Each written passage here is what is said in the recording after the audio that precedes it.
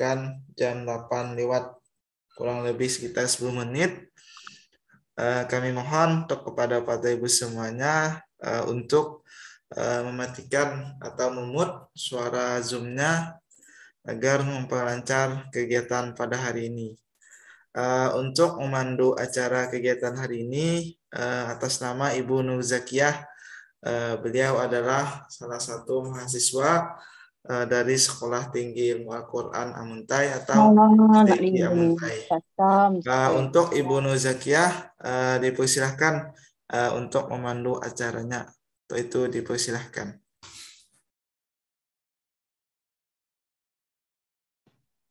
Oke. Assalamualaikum warahmatullahi wabarakatuh. Selamat siang, salam sejahtera bagi kita semua. Perkenalkan, saya Nur Zakiyah akan memandu acara kegiatan di Diklat Pendidikan Nasional pada pagi ini. Terima kasih kepada Bapak Syarifuddin, SPDI, MPD, selaku founder dan CEO Analog Teacher of Learning dan Ketua Pelaksana Diklat Pendidikan Nasional, Bapak Ahmad Muzakir, SPD. Alhamdulillah, acara ini dapat terlaksana berkat dukungan dari Universitas Halu Oleo, Universitas Pelita Bangsa, Universitas Ibnu Khaldun Bogor, Universitas Muhammadiyah Bengkulu, Universitas Madakotoli-Toli, Universitas Simalungun, Sekolah Tinggi Ilmu Al-Quran Amuntai, Sekolah Tinggi Agama Katolik Pontianak, dan SMPN 1 Wilangan.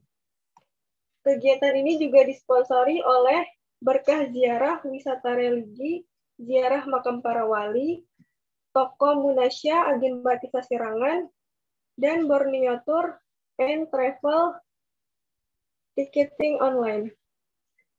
Para narasumber dan peserta yang kami hormati, sebagaimana telah diumumkan, Diklat Pendidikan Nasional kali ini mengambil tema strategi pembelajaran dari berbagai masa penerapan kurikulum Merdeka Belajar. Sebelum penyajian materi, izinkan saya untuk menyampaikan sedikit pengantar terkait materi yang akan disampaikan.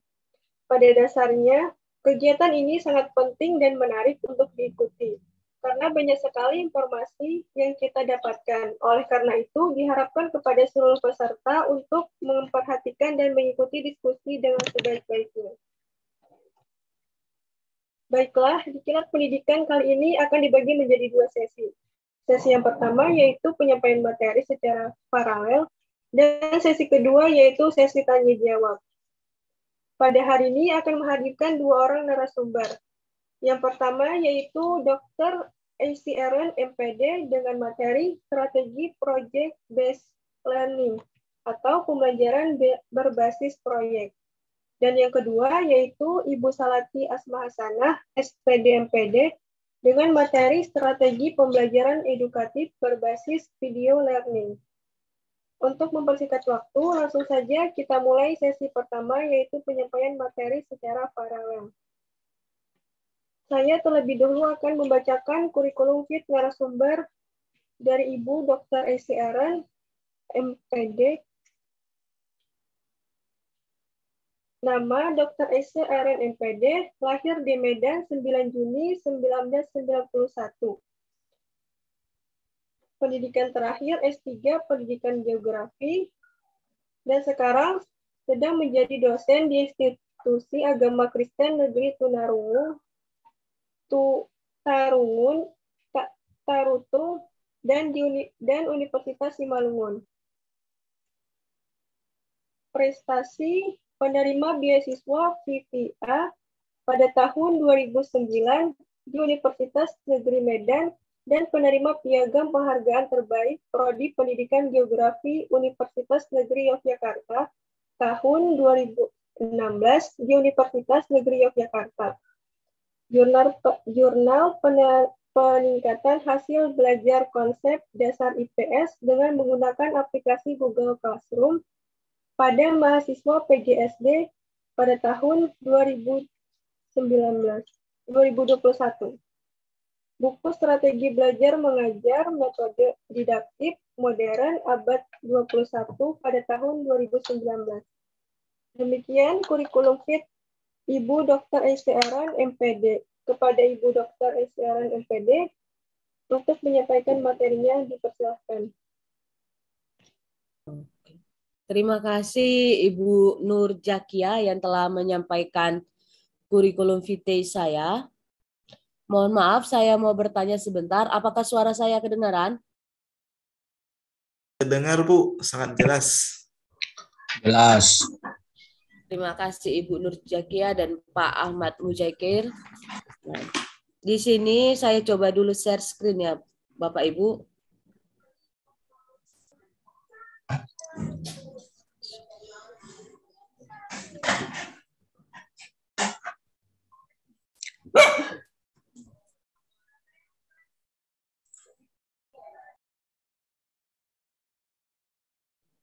Apakah share screen saya terlihat Bapak Ibu? Terlihat jelas. Baik.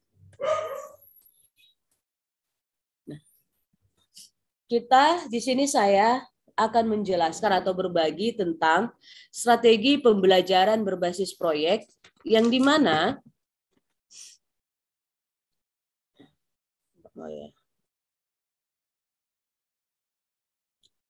nanti akan terdapat ada 3 poin utama yang akan saya berikan kepada Bapak Ibu mengapa pembelajaran berbasis proyek ini ada begitu. Yaitu pertama sekali itu adalah latar belakang pembelajaran berbasis proyek.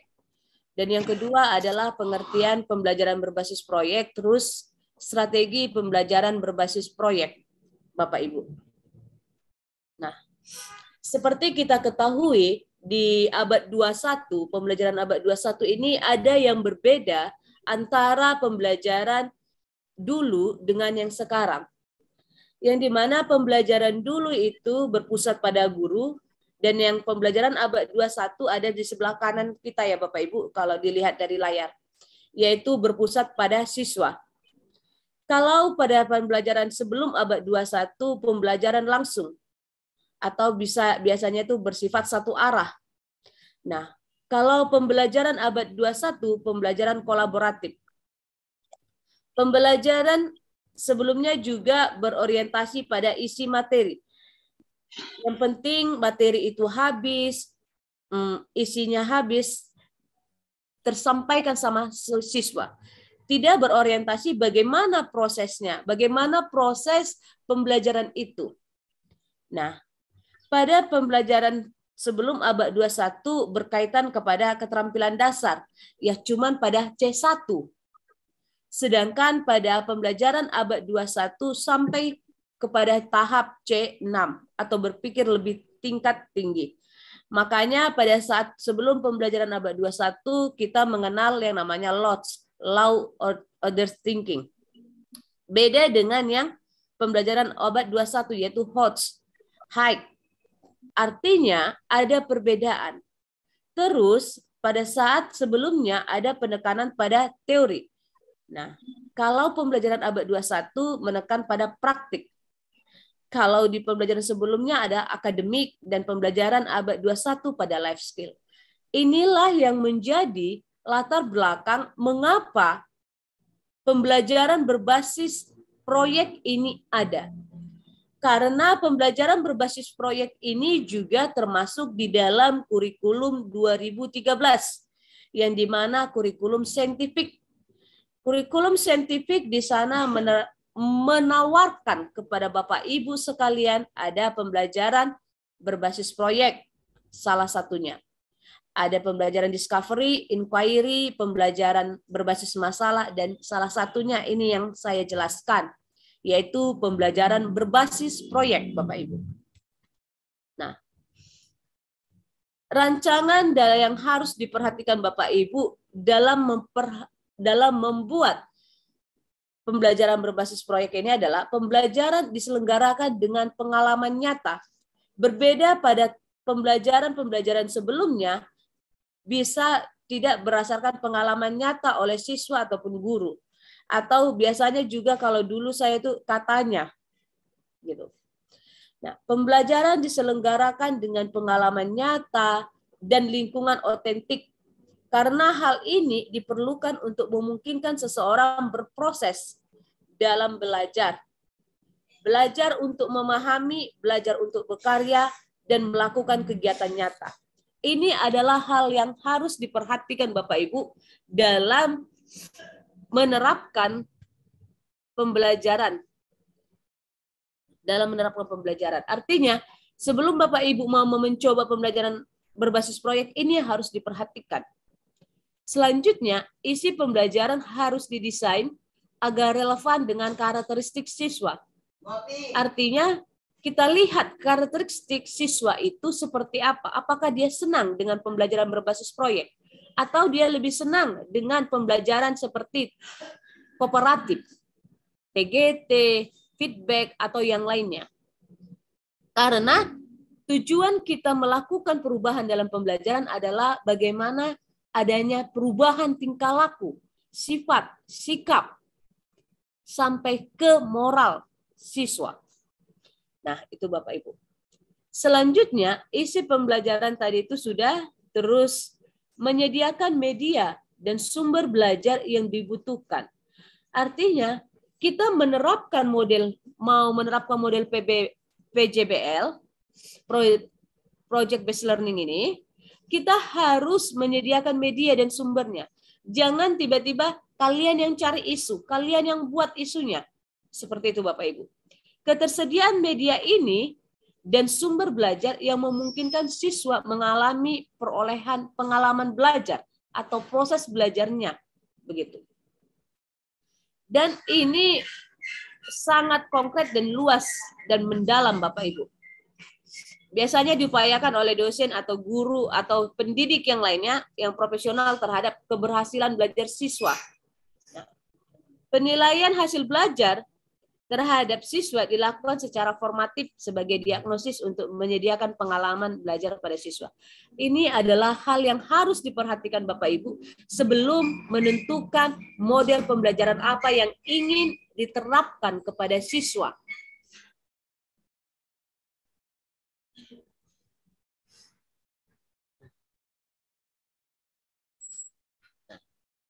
Pembelajaran berbasis proyek menurut para ahli ada Goodman and Sativers mendefinisikan Project Based Learning atau PJBL merupakan pendekatan pengajaran yang dibangun di atas kegiatan pembelajaran dan tugas nyata yang memberikan tantangan bagi peserta didik atau siswa yang terkait dengan kehidupan sehari-hari untuk dipecahkan secara berkelompok.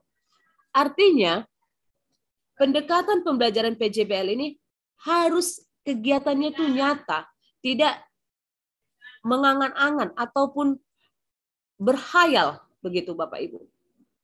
Nah, menurut si Afriana, pembelajaran berbasis proyek merupakan model yang berpusat pada peserta didik dan memberikan pengalaman belajar yang bermakna bagi peserta didik.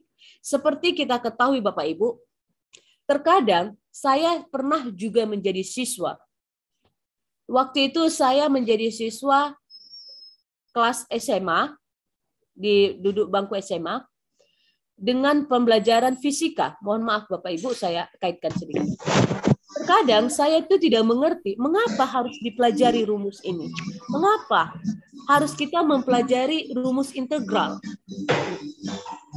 Sebaiknya menurut Afriana ini, dalam proses pembelajaran proyek harus ada maknanya. Artinya siswa itu tidak, ini kan cuma sebentar aja. Toh juga pembelajaran perkalian, tambah-tambah, kurang-kurang, itu yang paling utama.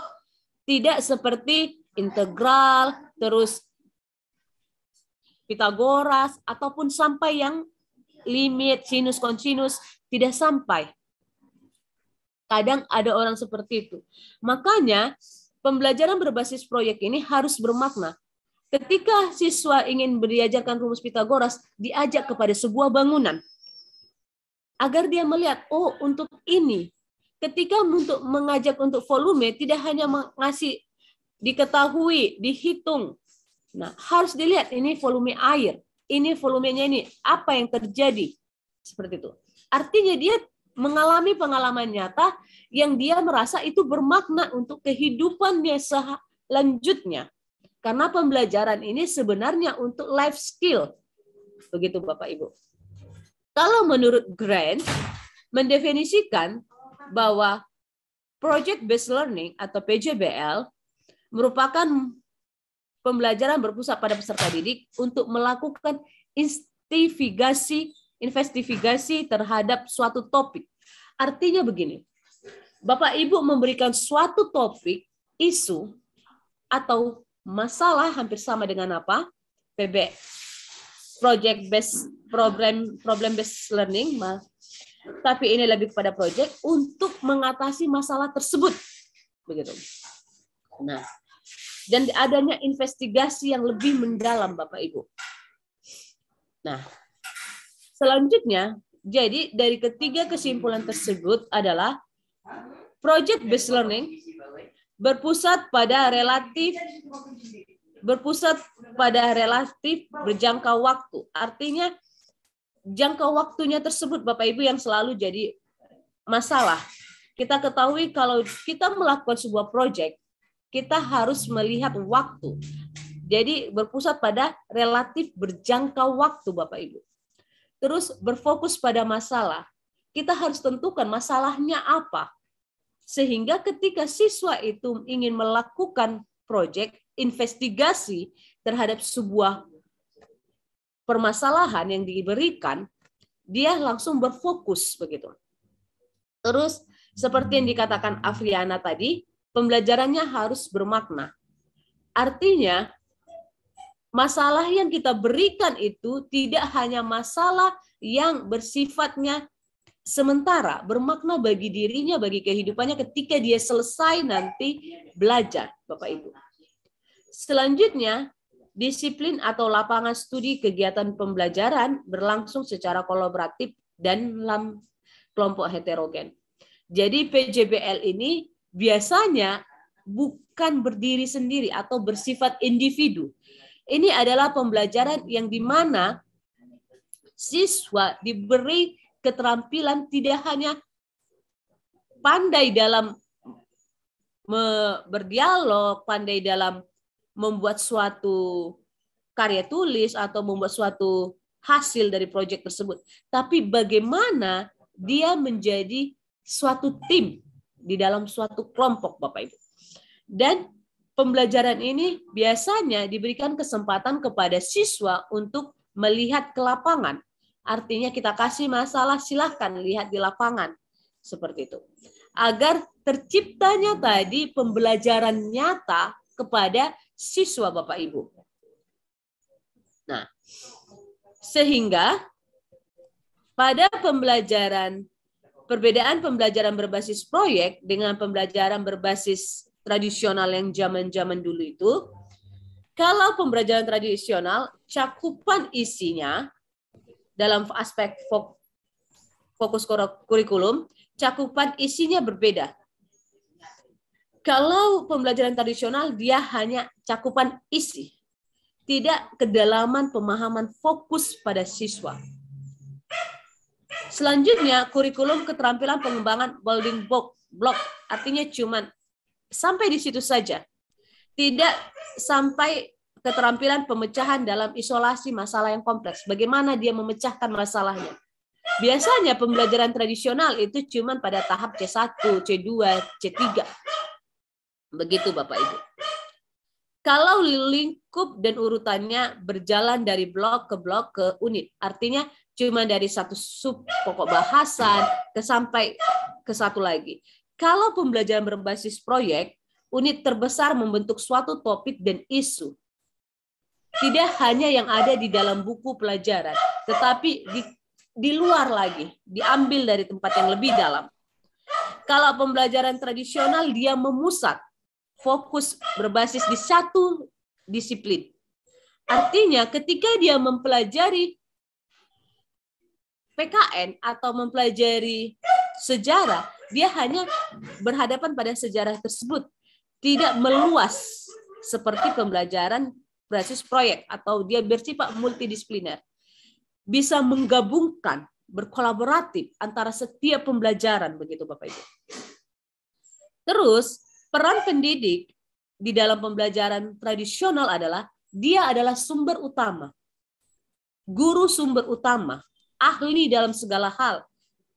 Karena dulu itu saya pernah sekali mempunyai pengalaman pada salah seorang guru yang juga telah berjasa kepada saya, bahwa pada saat waktu itu guru adalah sumber utama.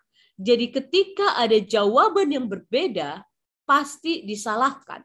Apalagi pertanyaan-pertanyaan tersebut sebenarnya adalah pertanyaan terbuka. Contohnya, berikan pendapat Anda terkait tentang pembelajaran PKN, begitu. Nah, ketika berikan pendapat Anda, pasti itu bersifat terbuka. Nah, namun beberapa pada saat pembelajaran tradisional itu guru masih menganggap bahwa pendapatnya adalah yang benar, sedangkan pertanyaannya adalah pertanyaan terbuka. Nah, berbeda dengan pembelajaran berbasis proyek. Dia pembimbing, partner, begitu. Sedangkan kalau untuk peranan siswa dalam pembelajaran berbasis proyek, dia hanya menunggu perintah dari guru. Pembelajaran tradisional, mohon maaf Bapak Ibu. Menunggu perintah dari guru. Ketika guru mengatakan buka buku, dia buka buku. Ketika guru mengatakan kerjakan halaman sekian-sekian, dia mengerjakan. Berbeda dengan pembelajaran berbasis proyek, dia melakukan kegiatan pembelajaran peran mahasiswa, dosen, guru yang diarahkan oleh diri sendiri. Artinya ketika guru menyerahkan ini adalah isu terkait tentang korupsi ataupun yang lainnya, bagaimanalah siswa dalam mengerjakan proyek tersebut. Dia berinisiatif dalam kelompoknya. Nah, kalau dalam tujuan jangka pendek, pengetahuan tentang aplikasinya, fakta, istilah, dan isi. Kalau untuk pembelajaran berbasis proyek, pemahaman, ide, dan proses yang kompleks. Artinya di dalam pembelajaran berbasis proyek ini, pemahaman yang paling utama dan proses. Kalau tujuan jangka panjangnya, kalau pembelajaran tradisional luas dalam arti mengambang. Sedangkan pembelajaran berbasis proyek dalam. Lulusan di dalam pembelajaran tradisional hanya memiliki pengetahuan yang berfokus pada hasil belajar. Hanya berfokus pada hasil belajar. Makanya pada saat ini kan sekarang ini kan lagi pembagian rapot. Ada istilah sekarang ini stop membagikan foto nilai rapot. Karena kalau kita melakukan itu sama dengan pembelajaran tahun-tahun yang lalu atau pembelajaran tradisional yang berfokus pada hasil belajar. Tidak berfokus bagaimana siswa itu mendapatkan pembelajaran tersebut atau prosesnya. Sehingga dia mengatakan, oh begini. Ketika siswa mengalami proses yang dia anggap pas atau yang mengena di dalam hatinya, pembelajaran tersebut akan diingatnya sampai kapanpun, Bapak Ibu. Nah, strategi pembelajaran berbasis proyek di sini ada 4 yang saya rangkum, Bapak Ibu. Pertama adalah pendidik harus terampil mengidentifikasi kompetensi dasar yang lebih menekan pada aspek keterampilan, pengetahuan pada tingkat penerapan, analisis dan sintesis serta evaluasi. Artinya, jangan kita lihat kompetensi dasarnya apa, kita langsung melakukan project based learning. Karena seperti kita ketahui, tidak semua model itu mampu digunakan pada kompetensi dasar yang sama. Jadi dilihat dulu kompetensi dasarnya itu apa. Apakah kompetensi dasarnya itu menekankan kepada keterampilan, penerapan, analisis, atau sintesis. Seperti itu Bapak Ibu. Selanjutnya, pendidik atau guru mampu memilih materi atau topik-topik yang dijadikan tema proyek. Artinya temanya itu juga harus yang menarik, yang isu-isu terbaru, sehingga siswa itu tertarik untuk mencari, membacanya. Jika isunya itu sudah lama, mereka juga malas untuk membaca, Bapak Ibu. Nah, pendidik juga harus terampil menumbuhkan motivasi peserta didik dalam mengerjakan proyek. Makanya peran dari guru atau pendidik di dalam pembelajaran berbasis proyek adalah pembimbing. Membimbing siswa dalam menumbuhkan motivasinya. Jangan pernah mengatakan bahwa hasil yang dia kerjakan itu adalah salah. Langsung memvonis, menjudge. Karena pada saat dilakukan seperti itu, dia mengalami yang namanya doubt. Begitu Bapak Ibu. Selanjutnya, kita ketahui, seperti saya katakan tadi sebelumnya, bahwa pembelajaran berbasis proyek ini harus ada fasilitas yang memadai. Artinya lapangannya ada, tempat untuk melakukan proyek ada, nah, dan waktu. Karena pembelajaran berbasis proyek ini membutuhkan deretan waktu yang lama untuk menghasilkan sebuah karya, sebuah proyek, hasil kerja siswa.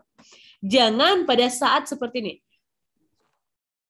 kita kasih isunya, korupsi. Kita langsung berikan minggu depan harus sudah dikumpulkan. Nah, kapan siswa itu dapat berpikir? Atau kita kasih dalam 1 hari itu juga. Kita buat dalam mereka di dalam satu kelas terkait tentang peninggalan sejarah. Dan langsung pada hari itu juga harus dikumpulkan. Nah, harus ada waktu. Kita juga harus memperhatikan ini Bapak Ibu. Nah, jadi karena waktu itu diperlukan, karena langkah-langkah pembelajaran berbasis proyek itu ada 6. Pengenalan masalah. Disinilah Bapak Ibu memberikan masalah-masalah isu yang terbaru. Isu-isu yang menggugah motivasi siswa untuk ikut dalam berpartisipasi Bapak Ibu. Selanjutnya, mendesain perencanaan proyek. Siswa diberikan untuk mendesain perencanaan proyek. Kegiatannya, planning-planningnya. Bagaimana caranya menyusunnya? Apakah dalam bentuk makalah atau yang lainnya? Begitu.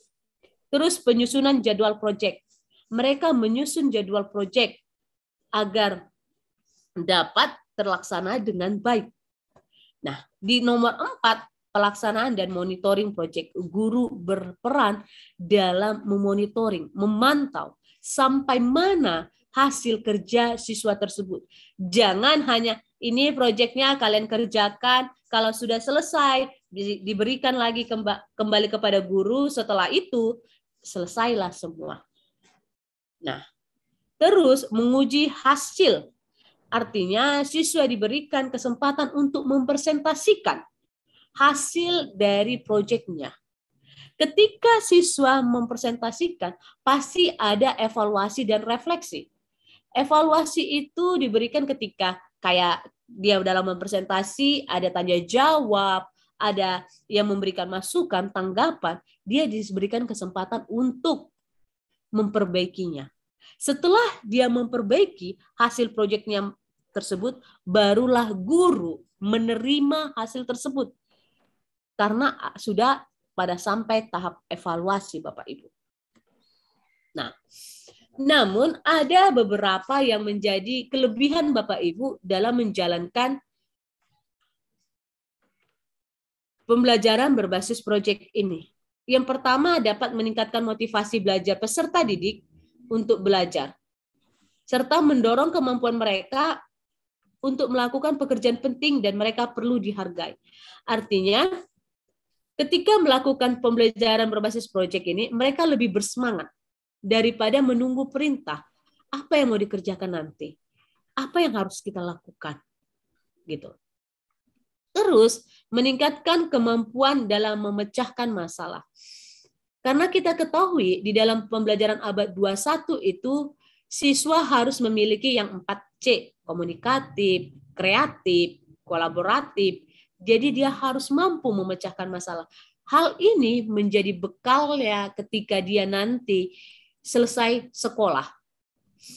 Dia tidak menjadi orang yang emosian. Dia jadi mampu memecahkan masalah. Terus membuat peserta didik menjadi lebih aktif. Ini kadang ada dua.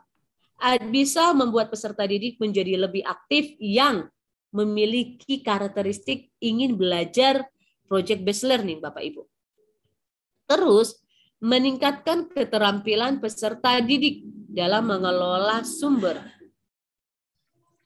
Meningkatkan keterampilan peserta didik dalam mengelola sumber. Artinya, dia sudah mampu mengelola sumber belajar. Tidak hanya mengambil segala sesuatunya dan menciptakan sebuah hoax ataupun yang lainnya, Bapak Ibu.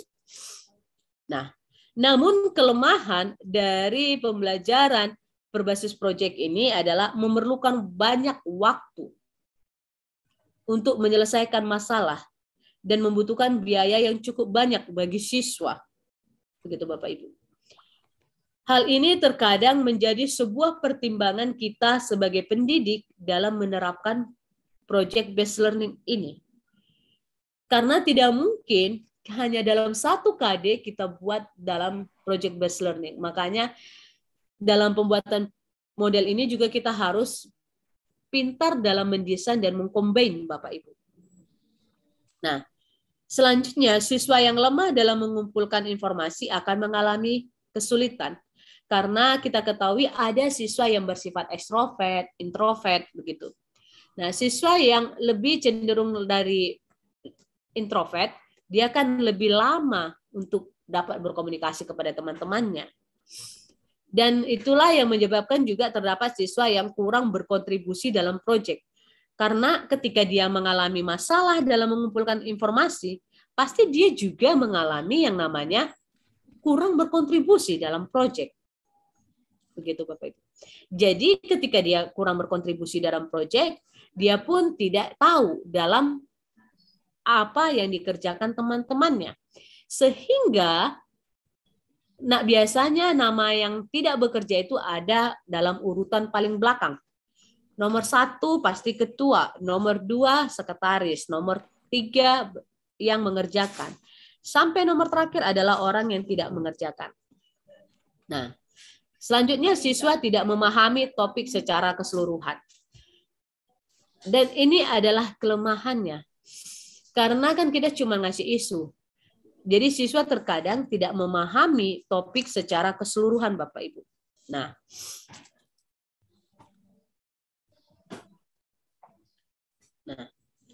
adapun sistem penilaian dalam pembelajaran berbasis proyek ini berbeda dengan yang lain. Yang pertama adalah kemampuan pengelolaan. Bagaimana siswa mampu mengelola isu atau topik yang Bapak Ibu berikan kepada mereka untuk mencari informasi dan mengelola waktu pengumpulan data serta penulisan laporan Bapak Ibu. Itu adalah yang kita nilai. Jadi bukan menilai seperti buat soal ataupun yang lainnya, tapi kemampuan pengelolaan. Ketika mereka memberikan hasil kerja proyeknya, kita mengetahui bahwa bagaimana cara dia mengelola informasi tersebut. Apakah dia runtun? Apakah dia sistematiknya bagaimana?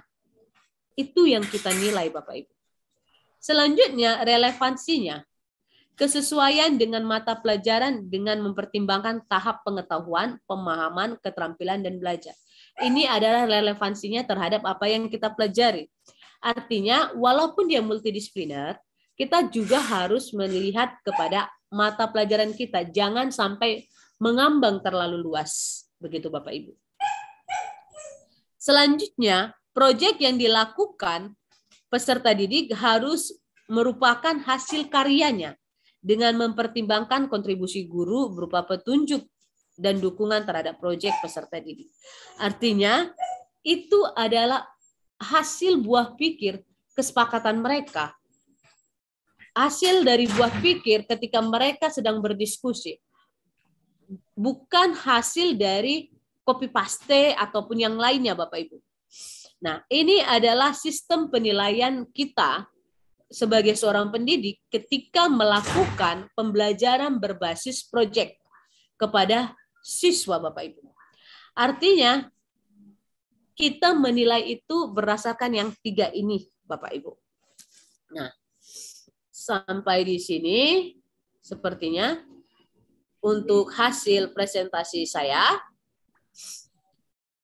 Oleh sebab itu, Bapak Ibu, ketika Bapak Ibu mau menerapkan project based learning, kita harus memperhatikan tahap-tahapnya dan langkah-langkahnya, Bapak Ibu. Nah, saya kembalikan sedikit kepada Ibu moderator, Ibu Nur. Terima kasih kepada Ibu Dr. Aisyah MPD yang telah menyampaikan materinya dengan sangat luar biasa. Selanjutnya pemateri yang kedua yaitu Ibu Salati Asma Hasanah SPD MPD. Nama Salati Asma Hasanah SPD MPD lahir di Padang, Bandara Bengkulu, 15 Agustus tahun 1989.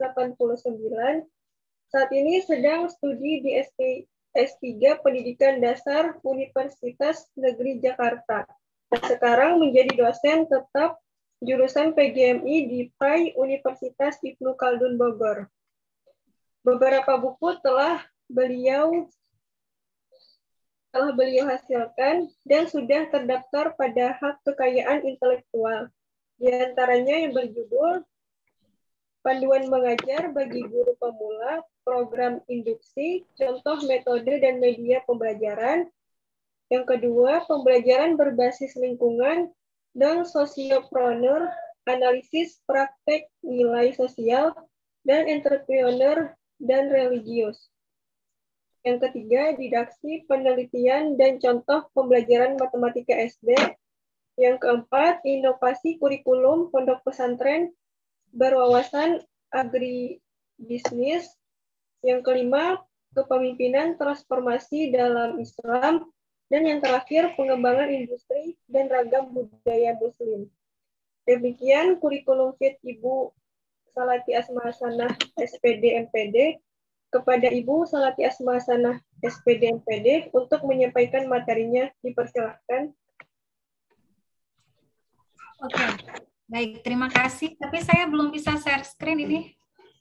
Mungkin bisa dibantu setting host disable participant share screen. Sudah, Bu. Silakan, Bu. Ya.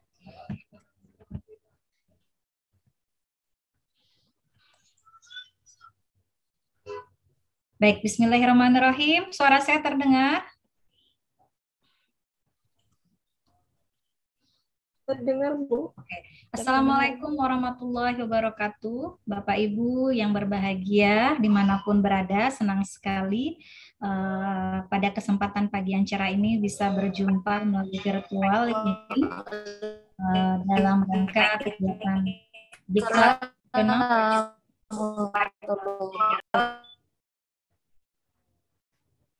dalam kegiatan Diklat Nasional Analog Teachers of Learning yang merupakan bagian dari implementasi kurikulum Merdeka Belajar. Baik, terima kasih banyak pada panitia atas segala kesempatan yang diberikan. Baik, Bapak Ibu, kebetulan pada pertemuan kali ini saya mengangkat tema yang yaitu tentang strategi pembelajaran edukatif berbasis video learning.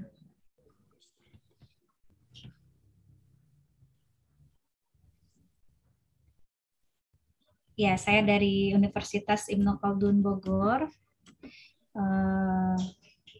Pada kesempatan ini akan sharing ya, bukan bermaksud ingin mengajari, tapi kita saling berbagi karena saya yakin Bapak Ibu semua yang di ruangan ini adalah Bapak Ibu yang sudah memiliki banyak pengalaman tentunya, dan pada pagi hari ini kita diberi kesempatan untuk saling berbagi bersama-sama, berdiskusi mengenai materi yang memang menarik untuk kita bahas ya, berkaitan dengan implementasi ya kurikulum Merdeka Belajar dengan berbagai macam strategi, berbagai macam media pembelajaran dan variasi-variasi kegiatan proses belajar mengajar lainnya.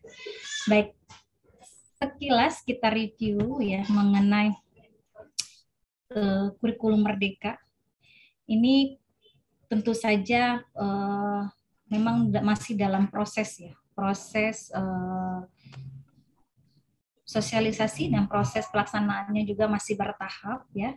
Nah, mungkin Bapak Ibu juga sudah banyak yang mengetahui sekilas tentang kurikulum Merdeka. Ini merupakan salah satu kurikulum baru ya yang didedikasikan oleh Mas Nadiem. Ini merupakan kurikulum dengan pembelajaran yang sangat beragam. Nah, kenapa kita perlu kurikulum Merdeka? Karena ini tentu saja berbagai studi nasional maupun internasional yang menyatakan bahwa ternyata kita sudah mengalami krisis pembelajaran dari sejak lama ya. Kemudian banyak sekali anak-anak di Indonesia ini tidak mampu memahami bacaan secara sederhana, menerapkan konsep matematika dasar ya. Makanya dibentukkan kurikulum Merdeka Belajar ini untuk mengatasi krisis tersebut. Dan keunggulannya nanti kurikulum ini akan lebih sederhana ya Bapak Ibu, kemudian lebih mendalam, kemudian fokusnya pada materi yang esensial dan pengembangan kompetensi peserta didik, kemudian lebih merdeka. Jadi guru itu bisa mengajar sesuai dengan tahapan capaian perkembangan dari peserta didiknya, dan sekolah juga memiliki kewenangan untuk mengembangkan atau mengolah kurikulum tersebut sesuai dengan karakteristik dari peserta didiknya.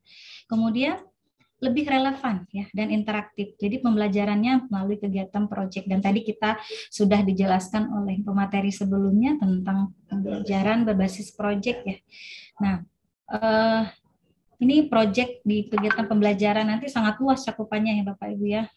Jadi mengeksplorasi banyak hal seperti itu.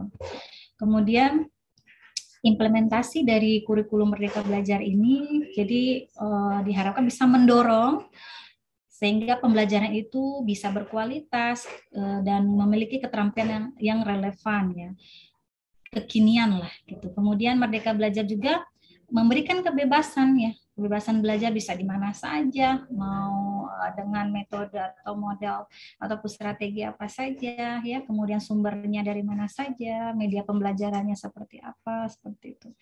Nah, kemudian berkaitan dengan itu juga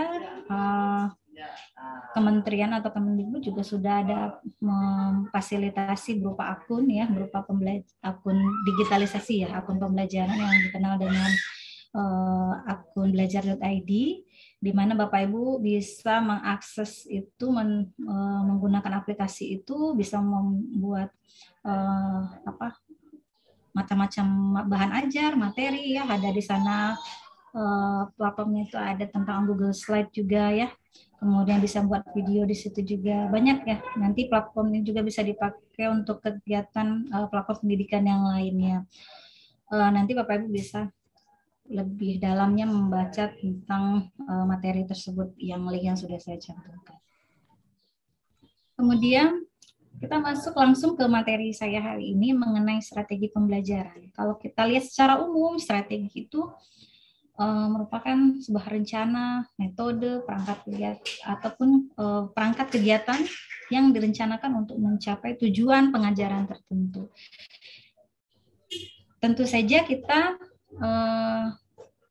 dalam menyiapkan kegiatan pembelajaran harus buat perencanaan yang jelas ya. Nah, rencana kegiatan kita mencapai sesuatu biasanya diiringi dengan metode yang terdiri dari langkah-langkah pembelajaran yang jelas. Nah, ini menurut David ya, dalam teaching approach. Kemudian menurut Pick and Cray, strategi pembelajaran itu merupakan komponen umum dari suatu rangkaian materi berupa prosedur pembelajaran. Nah, bagaimana dengan strategi pembelajaran yang edukatif ya?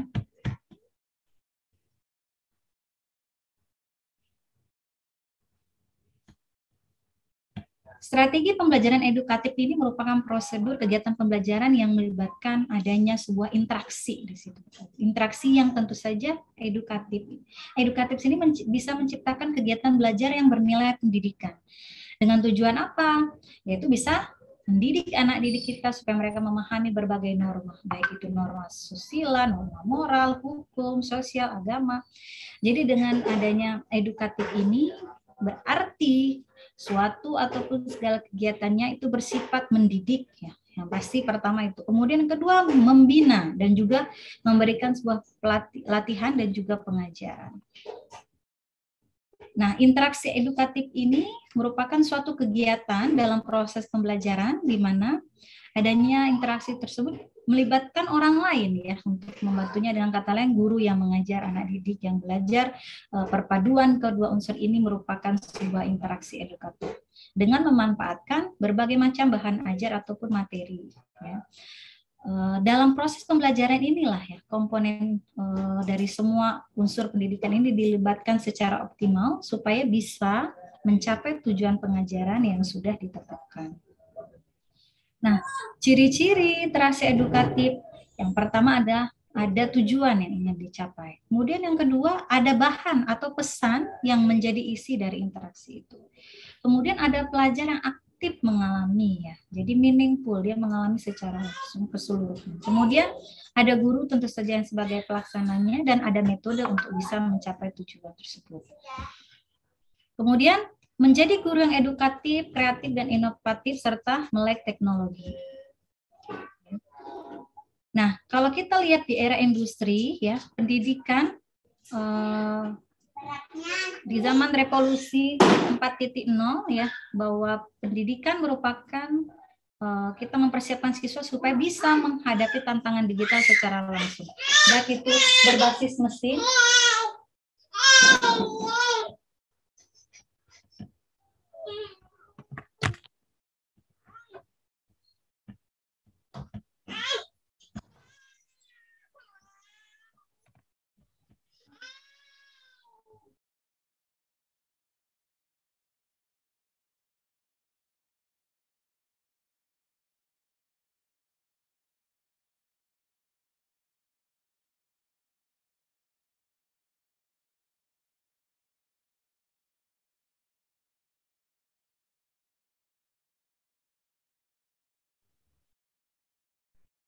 Baik, halo Bapak Ibu, suara saya terdengar?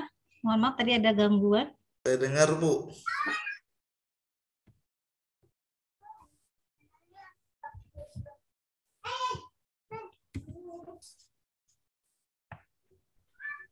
Bagaimana strategi edukatif berbasis teknologi di kurikulum era 4.0 ini? Yang pertama, peserta didik itu harus memiliki kemampuan daya berpikirnya yang kritis ya. Jadi kalau menghadapi sesuatu tuh mereka bisa mengeluarkan argumen atau gagasannya. Jadi bukan menjadi generasi yang hanya idem atau pendiam gitu ya. Kemudian yang kedua, peserta didik juga memiliki kemampuan berpikir kreatif dan juga inovatif. Jadi memiliki daya upaya untuk membuat sesuatu hal yang baru. Kemudian peserta didik juga memiliki kemampuan dan keterampilan berkomunikasi yang baik ya. Kemudian peserta didik mampu bekerja sama dan berkolaborasi dan juga memiliki kepercayaan diri tentunya. Nah, implementasi digitalisasi sekolah ini salah satunya adalah melalui video pembelajaran. Nah, kita semua harus mengubah paradigma kita dalam belajar. Ya, bagaimana paradigma kita dalam berpikir. Kemudian paradigma kita dalam mengakses sumber belajar ya. Nah, sebagai orang tua, guru juga sebagai fasilitator, kemudian anak-anak maupun masyarakat harus bisa mengakses sumber belajar dalam bentuk digital. Kemudian digitalisasi sekolah ini merupakan implementasi dari new learning ya, yang disiapkan untuk menghadapi revolusi industri. Karakteristik dari new learning ini tentu saja pembelajarannya berpusat dengan siswa. Kemudian banyak media yang digunakan, ya, alat peraga yang edukatif. Kemudian adanya kolaboratif, ya. Kemudian adanya information exchange dan critical thinking. Bagaimana siswa bisa mengkritisi, kemudian berpikir secara kritis, ya. Kemudian Bapak Ibu tadi sebelumnya di awal juga saya sudah memberikan juga link ya untuk yang tentang akun dari belajar.id. Nanti bisa lebih perdalam lagi belajar di situ. Nah, sekarang kita lanjut tentang pembahasan tentang bagaimana sih sebenarnya pembelajaran berbasis video ini. Video learning ini kan merupakan salah satu jenis ya, media pembelajaran. Nah, media pembelajarannya ini merupakan media yang sebagai perantara menyampaikan materi pelajaran yang terdiri dari perangkat keras dan juga ada perangkat lunaknya. Kemudian sajiannya dalam bentuk audio dan visual. ya, berisi materi-materi pembelajaran. Kemudian konsep, ya, prinsip ataupun prosedur maupun teori tentang berbagai aplikasi pengetahuan yang bisa membantu pemahaman terhadap suatu materi pelajaran yang diajarkan. Nah, video ini merupakan media, ya, yang sangat sesuai sekali untuk berbagai ilmu pembelajaran, baik itu belajar di kelas maupun dalam bentuk kelompok kecil maupun secara perorangan. Nah, aplikasi dalam membuat video pembelajaran memang mudah untuk ditemukan, ya. Ada juga yang gratis, ada juga yang berbayar. Nah, aplikasi dalam membuat video pembelajaran gratis ini biasanya kita harus memiliki fitur yang tidak selengkap aplikasi dalam membuat video pembelajaran yang berbayar. Itu saja sih bedanya. Tinggal pilihannya di Bapak Ibu mau yang gratis atau mau yang free. Kemudian ada beberapa aplikasi, ya, video pembelajaran yang bisa Bapak Ibu gunakan. Nah, seperti yang pertama PowerPoint. Nah, kalau PowerPoint ini udah hal yang sudah tidak asing, ya, yang sering sekali melekat bagi Bapak Ibu guru dalam membuat presentasi. Kemudian terus tastik murah yukot video ada. Halo, maaf. Iya Bu, maaf Bu, suaranya. Silakan lanjutkan aja Bu. Maaf, bisa dilanjut? Bisa, ya? Silakan Bu. Ada Photon, ada Freezy, Focuscake, KineMaster, ya. Nah, apalagi yang KineMaster ini sering sekali digunakan oleh guru-guru, ya, menggunakan aplikasi gadgetnya atau handphone, tapi tidak semua bisa, ya, atau piawai menggunakan aplikasi ini. Kemudian ada Toontastic, Lumorago, YouthCat, kemudian ada Studio Scribe, Wondersurf, Filmora, dan lain sebagainya. Banyak sekali, ya. Nah, sekarang kita coba lihat definisi atau profil tentang masing-masing dari aplikasi video pembelajaran ini.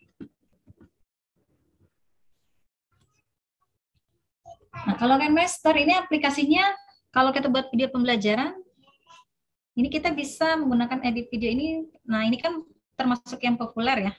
Bukan hanya di guru, tapi juga di siswa. Nah, selain itu juga orang yang suka ngevlog seperti YouTuber juga suka menggunakan video ini. Karena apa? Karena ada aplikasi tentang edit videonya, ada musik, ya. Kemudian bisa mengolah video juga supaya bisa lebih menarik dengan animasi. Kemudian caranya juga mudah, banyak sekali tutorial yang Bapak bisa download YouTube, dan ini sangat memudahkan guru untuk bisa memproduksi video pembelajaran yang berkualitas dan menarik perhatian siswa tentunya. Kemudian ada aplikasi Filmora-Go. Filmora-Go ini sama halnya dengan aplikasi KineMaster tadi, tapi dia pembelajaran Filmora-Go ini biasanya sangat familiar di kalangan editor video. Banyak sekali fitur-fitur yang menarik, ya, dalam aplikasi ini. Biasanya guru bisa buat video ini dengan tampilan materi pembelajaran yang lebih menarik, ya, ketika ditayangkan. Kemudian bisa mengedit dan mengolah video dengan menambahkan berbagai musik, efek, ya, dan juga dengan pewarnaan yang menarik juga. Kemudian ada YouCut, yaitu editor video dan video maker juga. Ini merupakan aplikasi yang bisa kita gunakan juga untuk membuat video pembelajaran. Nah, kalau bagi pemula, aplikasi ini tidak akan mengalami kesulitan dalam mengedit video karena ini hanya menggabungkan beberapa foto atau memotong atau mengedit, menambahkan berbagai efek gitu dengan suara latar yang menjadi sebuah bentuk video yang lebih menarik. Kemudian ada Toontastic yang ini membuat video edukasi juga menarik, ya. Nah, ini biasanya kalau Toontastic ini basisnya animasi, ya. Ini dipopulerkan oleh Google. Cara buatnya nanti bisa menggunakan handphone juga. Kemudian bisa mengganti background, ada karakter bentuk animasinya. Kemudian bisa diisi suara juga, dan juga memberikan efek suara yang bisa dihasilkan bermacam-macam, ya, tergantung dengan kebutuhan. Kemudian kelebihannya itu bisa di-download melalui HP, dan hebatnya lagi bisa digunakan secara offline. Kemudian ada Sparkopedia Scribe, ini juga merupakan software dalam presentasi ya.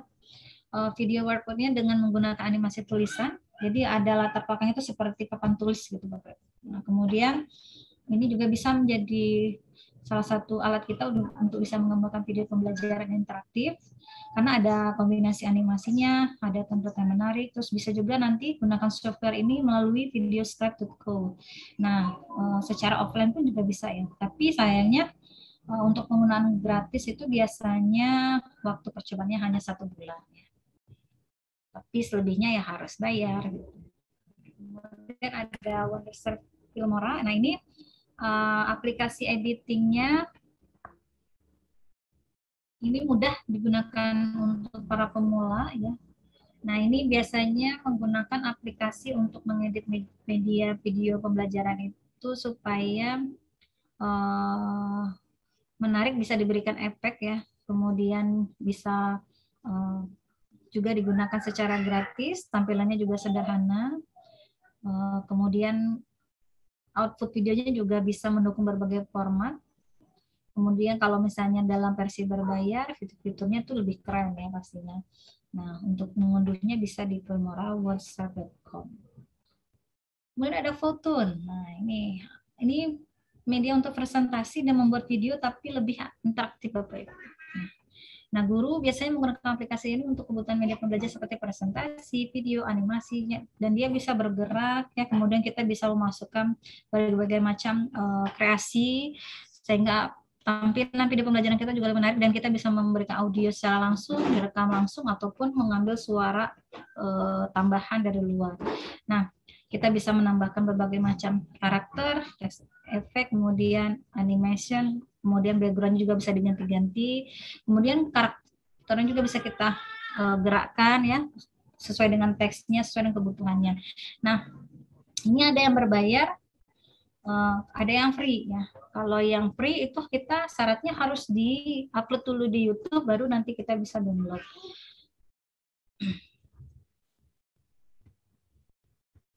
Nah, sekarang kita coba gunakan salah satu dari yang sekian tadi, karena mengingat waktu juga, itu bagaimana sih prosedur aplikasi dari Photon tadi. Nah, Photon ini kan layanannya online ya, jadi kita membuat paparannya itu dalam bentuk online, animasinya sangat menarik, fiturnya juga banyak, ya ada kartunnya, ada beberapa efek transisi. Nah, bagaimana cara membuatnya nanti kita akan bahas sekilas ya Bapak Ibu ya. Nah, dengan adanya Photon ini itu bisa memperjelas penyajian pesan supaya tidak terlalu bersifat verbalistis ya. Jadi bentuk kata-kata tertulis atau lisan belaka. Kemudian untuk mengatasi keterbatasan ruang, waktu dan daya indah. Misalnya objek terlalu besar, nah kita bisa ganti dengan realita gambar film atau model dengan bentuk lebih kecil ya. Kemudian gerak yang terlalu lambat atau terlalu cepat bisa dibantu dengan time lapse atau high speed photography. Kemudian konsepnya juga yang terlalu luas, misalnya seperti adanya gunung berapi, gempa bumi, ini bisa divisualkan dalam bentuk film atau bingkai gambar dan lain sebagainya. Langkah pertama untuk Photon ini tentu saja harus login dan registrasi dulu. Di mana? Yaitu di photon.com.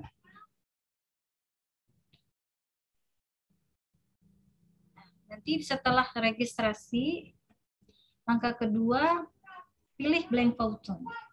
Nah, nanti Bapak Ibu bisa pilih template-nya. Nah, kita misalnya menggunakan Modern Edge. Kemudian tampilan awal slide akan seperti ini, sama lebih kurang mirip-mirip lah dengan PowerPoint ya. Kemudian di sebelah kirinya ada banyak sekali slide, ada slide kata, di tengah fokus slide-nya juga bisa diedit, dan di sebelah kanannya ada fitur-fitur animasi Photon yang Bapak Ibu bisa pilih.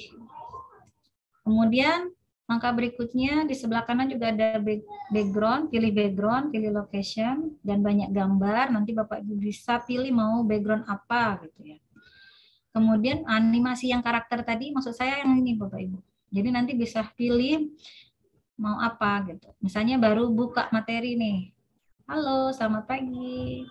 Siap belajar. Misalnya ada dada-dadanya dari Bu Guru atau Pak Guru. Nanti bisa dia pilih di berbagai animasi yang ada di sini. Kemudian setiap karakter itu sebenarnya berbeda-beda ya. Nanti kita harus pilih sesuai kebutuhan. Misalnya Bapak Ibu ingin menyapa, maka yang pilih karakter yang angkat tangan, misalnya seperti itu. Mau tepuk tangan juga ada. Kemudian langkah terakhir adalah klik kanan. Kemudian pada objeknya nanti bisa pilih enter atau save effect. Nah, ini bisa diatur nanti posisinya mau kiri kanan. Kemudian pilihan animasi juga banyak, nanti tinggal pilih di ada tulisan bergerak, ada gambar tangan ya.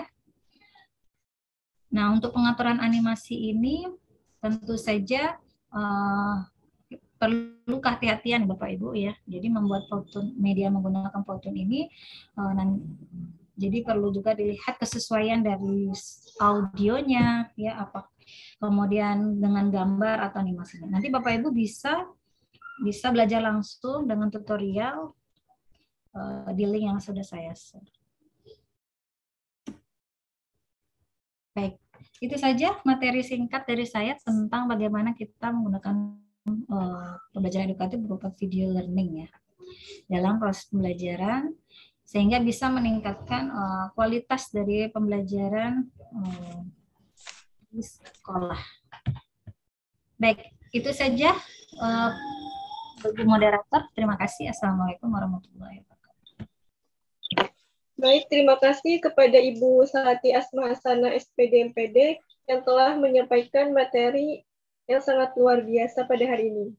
Demikian pemaparan materi yang telah dibawakan oleh kedua pemateri hari ini, dan selanjutnya akan membuka sesi tanya jawab.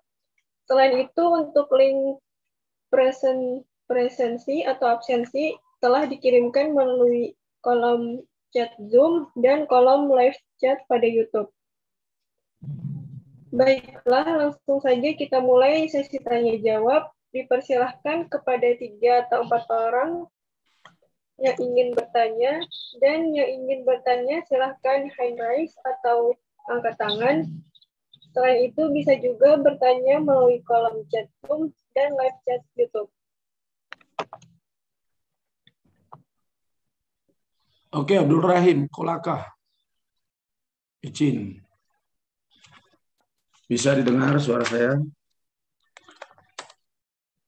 Abdul Rahim, Sulawesi Tenggara, tepatnya di Kabupaten Kolaka. Bisa Pak, silahkan Pak, sebutkan pertanyaannya, ditujukannya kepada siapa Pak? Ya, terima kasih. Bisa dengar suara saya? Dengar Pak. Halo? Dengar Pak. Oh iya, oke, makasih. Makasih dari 2 narasumber luar biasa yang berkaitan dengan pembelajaran dengan sistem project, kemudian edukasi pembelajaran dengan sistem video.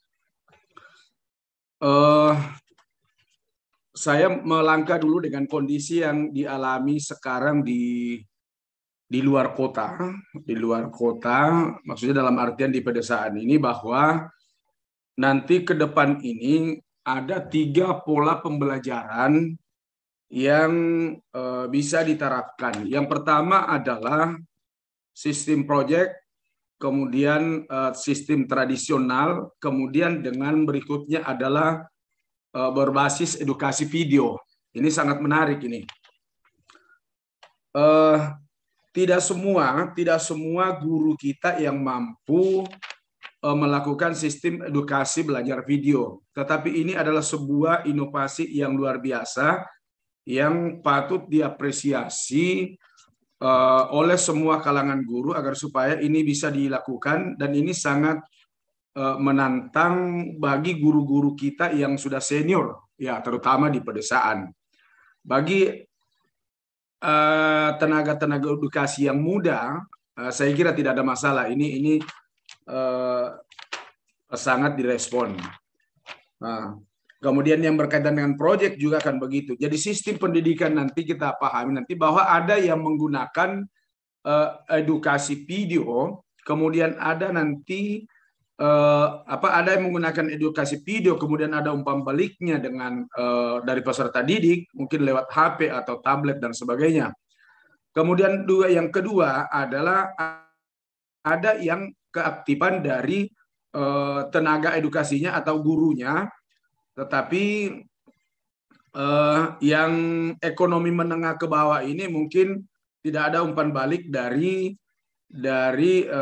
siswa, akan tetapi dia bisa aktif dengan lewat dari tantangan yang dilakukan oleh ibu gurunya. Yang ketiga adalah berkaitan ada nanti yang biasa-biasa saja, yang kebetulan peserta didiknya ekonomi menengah ke bawah, lalu tidak mampu memiliki tablet, atau guru yang sudah senior itu tidak mampu menggunakan edukasi video atau sistem project. Nah, oleh karena itu saya mohon petunjuk dari kedua narasumber. Ada Ibu Dokter tadi menarik sekali juga berkaitan dengan project. Kemudian Ibu yang Salati Asma Hasanah juga berkaitan dengan video juga luar biasa. Saya mohon petunjuk bagaimana agar supaya kedua sistem ini, apa sistem project dan tradisionalnya, bisa dikolaborasikan sehingga orang-orang tenaga guru kita yang sudah senior itu yang belum memahami IT bisa juga berfungsi. Kemudian dari Ibu yang edukasi video, bagaimana memberi motivasi kepada adik-adik kita ini agar supaya pembelajaran yang ini bisa dapat dilakukan. Dan ini sangat menarik. Kemarin juga saya bicara dengan Pak Dokter, ada Pak Prof kemarin. Nah, ini luar biasa juga semua. Jadi oleh karena itu butuh petunjuk bagaimana mengkolaborasikan kedua sistem project dengan video, lalu tidak terlupakan juga dengan sistem yang tradisional kemarin. Yang jelasnya adalah kita ini dulu masih sistem tradisional, masih mesin ketik dipakai untuk menyusun skripsi atau tesis. Nah, sekarang ini ada komputer, ada IT yang memudahkan sekali. Terima kasih. Assalamualaikum. Waalaikumsalam. Untuk kedua pemateri, silahkan mungkin dari Ibu Salati Asma Hasanah. Saya dulu. Oke, baik. Terima kasih. Wah, ini di seberang ya. Dari Bogor saya ke Sulawesi tidak perlu naik pesawat. Saya bisa menyapa Bapak Malik ya tadi dari MTSN 1 Kolaka. Terima kasih Bapak. Pertanyaannya luar biasa sekali. Ya inilah namanya dinamika pendidikan di Indonesia ya Pak. Salah satu halnya yaitu dalam penggunaan teknologi. Ini menjadi tantangan tersendiri Bapak, betul sekali. Saya juga selaku praktisi di pendidikan juga mengalami hal yang sama, banyak sekali menemukan kasus-kasus atau masalah-masalah ya problematika guru-guru yang ada di pelosok daerah maupun yang ada di perkotaan. Jadi walaupun dia di kota juga Pak, fasilitasnya ada, tapi karena memang minat belajar dan mau belajarnya tidak ada, juga sama saja Pak, tidak bisa mengikuti perkembangan teknologi saat ini. Dan kita ketahui memang ya, digitalisasi pembelajaran ya, salah satunya dalam bentuk video pembelajaran ini merupakan salah satu hal yang memang mau tak mau harus dipelajari oleh guru. Nah, salah satu kasus atau study case ya, yang salah satu daerah yang di pelosok yang jauh dari sinyal, kemudian tidak ada jaringan internet juga di situ, tapi gurunya masuk program sekolah penggerak ya gurunya, sehingga gurunya harus pergi ke daerah yang memiliki fasilitas tersebut untuk belajar bagaimana membuat video pembelajaran bersama teman-temannya. Nah, jadi intinya di sini kita lihat bagaimana semangat juang dari guru tersebut, Bapak, untuk melakukan sebuah perubahan. Jadi motivasi itu memang datangnya memang selain dari dukungan luar, juga dari dalam diri yang paling penting itu sebenarnya. Apakah gurunya ingin menjadi sebuah agent of change atau ingin nyaman di posisi saat ini dan dia tidak ingin mengalami perubahan ya. Nah, jadi dia tidak ingin berubah ya tetap saja tidak bisa gitu. Jadi dengan dia belajar di tempat yang sudah ada fasilitas tadi, kemudian dia bawa ke sekolahnya, karena kalau video itu Pak, ketika kita bisa download, kita bisa tanpa internet juga bisa buka video pembelajaran itu di sekolah kita, walaupun tidak ada fasilitasnya, mungkin gurunya kebetulan punya laptop atau bisa minjem dengan temannya, bisa diajak nonton sama-sama, atau menggunakan handphone gurunya seperti itu, walaupun siswanya tidak punya. Jadi sekarang seperti aplikasi-aplikasi pembelajaran juga sudah disediakan banyak sekali di platform-platform yang disediakan oleh Kemendikbud, Pak. Salah satunya tadi yang saya jelaskan seperti akun belajar ya, akun belajar.id tadi juga itu bisa digunakan guru. Kemudian video-video pembelajaran yang bisa diakses secara gratis oleh guru bisa di-download juga. Kemudian tutorial-tutorial yang ada di YouTube juga bisa digunakan guru secara mandiri. Bagaimana cara membuat video. Nah, handphone ini sebenarnya bisa digunakan sebagai media pembelajaran. Insya Allah kalau gurunya mungkin ada handphone ya Pak ya. Jadi guru bisa menggunakan handphone tadi, ya membuat video menggunakan handphonenya Pak. Jadi dia rekam pakai handphone, dia mengajar, kemudian nanti dia buat materinya, kemudian digabungkan dan diberikan animasi. Nah, salah satunya tadi menggunakan aplikasi KineMaster, dan itu merupakan salah satu aplikasi yang termasuk relatif gampang digunakan oleh guru-guru pemula. Ya. Kemudian bagaimana tantangan ini bisa dilaksanakan gitu. Nah, tentu saja harus ada kerjasama dari guru tadi dan juga dari pihak sekolah untuk mensupport. Gitu. Jadi begitu Pak kalau tanggapan dari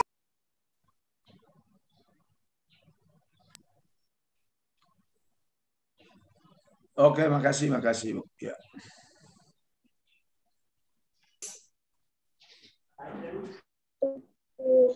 Ibu Aisyah, dipersilahkan untuk menjawab.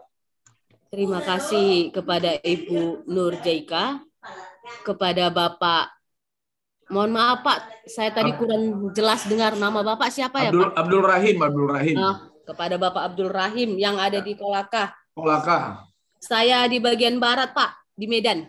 Oh, di Medan. Oh, Sumatera, iya. Iya, Sumatera, Pak. Tadi yang saya dengar sedikit, kalau tidak salah ya, Bapak ya, bagaimana dengan guru-guru yang lama? Ya. Gitu ya kan, Pak? Iya. Karena saya jujur, saya juga diajari guru lama, makanya bisa seperti ini, Pak. Iya. Nggak bisa kita bilang bahwa guru lama itu tidak menghasilkan, karena saya juga berhasil dari guru lama, Pak. Iya. Nah, tapi ada yang penting kita tekankan, seiring berjalannya waktu, globalisasi itu ada Bapak Ibu. Ada globalisasi. Ya. Yang dimana jadinya mau tidak mau, guru juga harus mengalami yang namanya keinginan.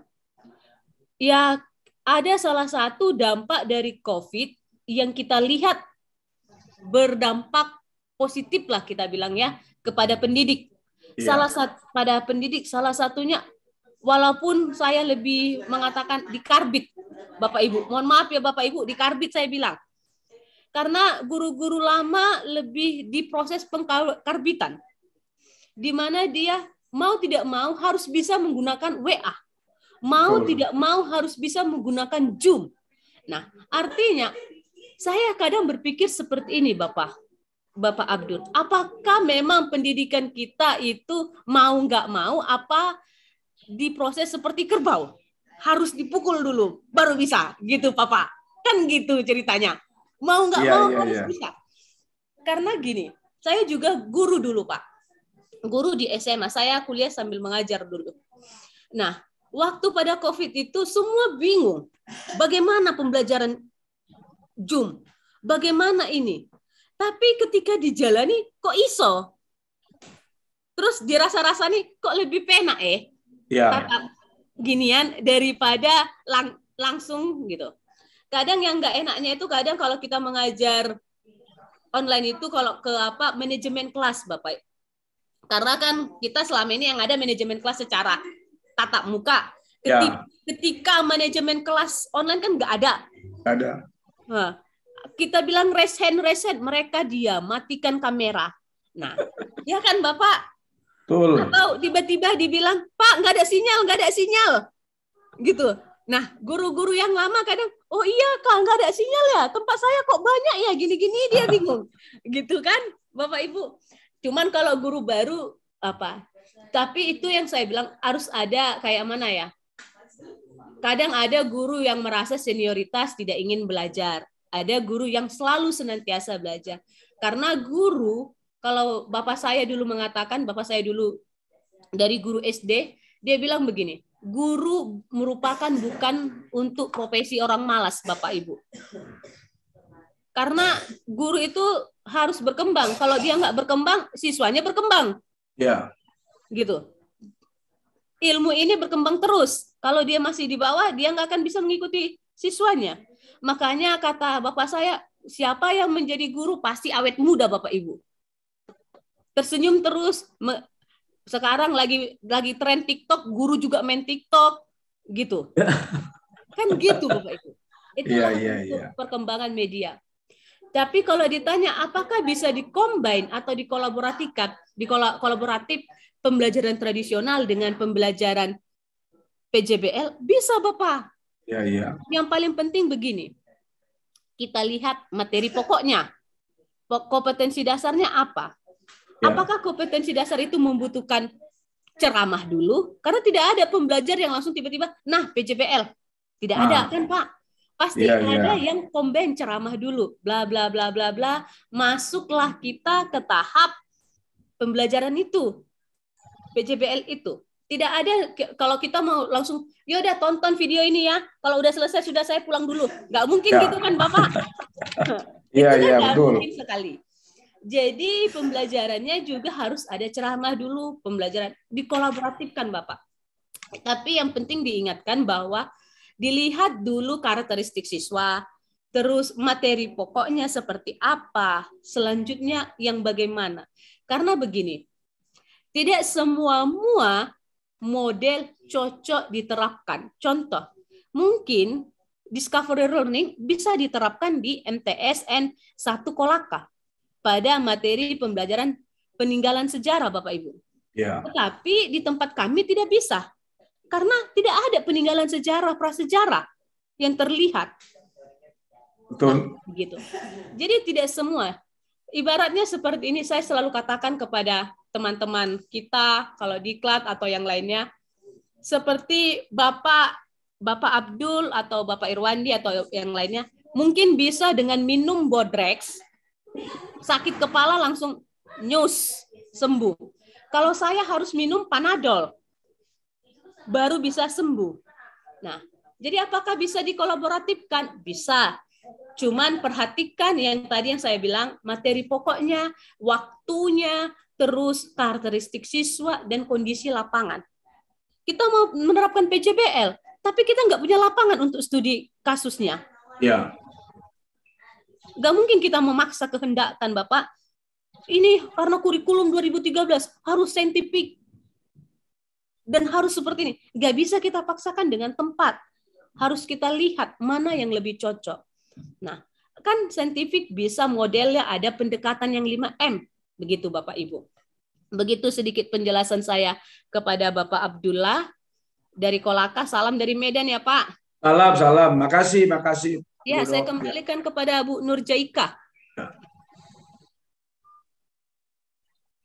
Oke, terima kasih untuk jawabannya. Selanjutnya, penanya selanjutnya dipersilahkan kepada Bapak Irwandi, UM Bengkulu. Silahkan, Pak. Terima kasih. Assalamualaikum warahmatullahi wabarakatuh. Waalaikumsalam warahmatullahi wabarakatuh. Saya tertarik sekali dari pemakalah yang kedua ini, yang Ibu Asia dan Ibu yang satu lagi video learning ya. Yang pertama untuk Ibu Dr. Asia, masalah PJBL, Project Based Learning.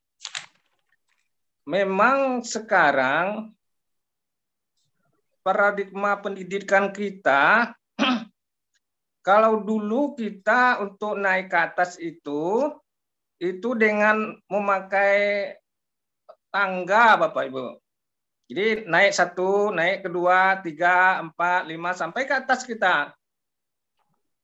Nah, paradigma pendidikan seperti itu kalau dulu.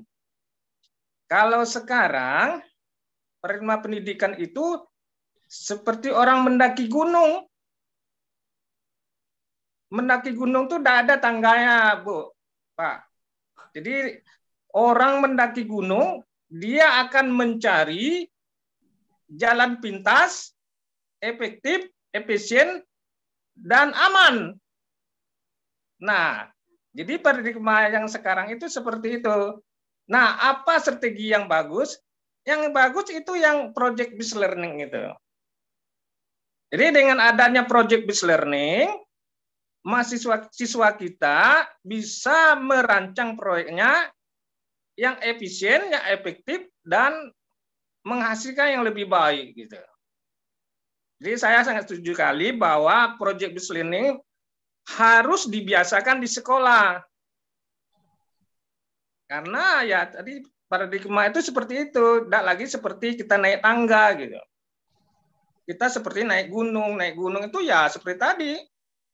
Nah, pertanyaan saya kepada Bu Esel, kalau secara teknis operasional di sekolah memang seperti yang kita bicarakan tadi, banyak masalahnya. Nah, project based learning ini sederhananya apakah sama dengan tugas LKS yang di sekolah itu gitu. Kan ada tuh LKS di sekolah dikerjakan oleh guru, oleh siswa. Nah, LKS itu kan ada, kalau saya biologi misalnya ke ekosistem pergi ke kebun sekolah gitu.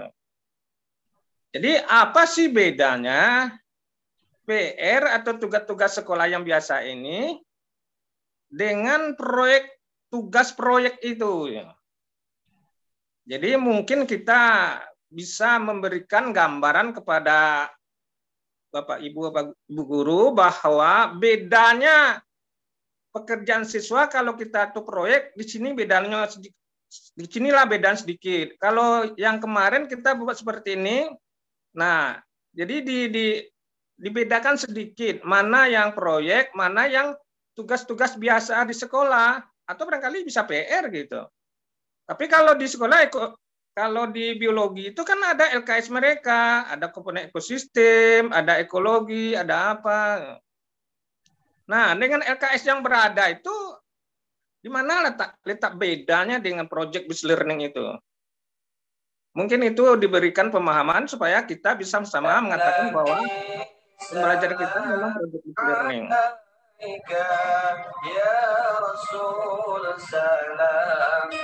Kemudian yang kedua, video learning tadi, videonya itu untuk siapa gitu?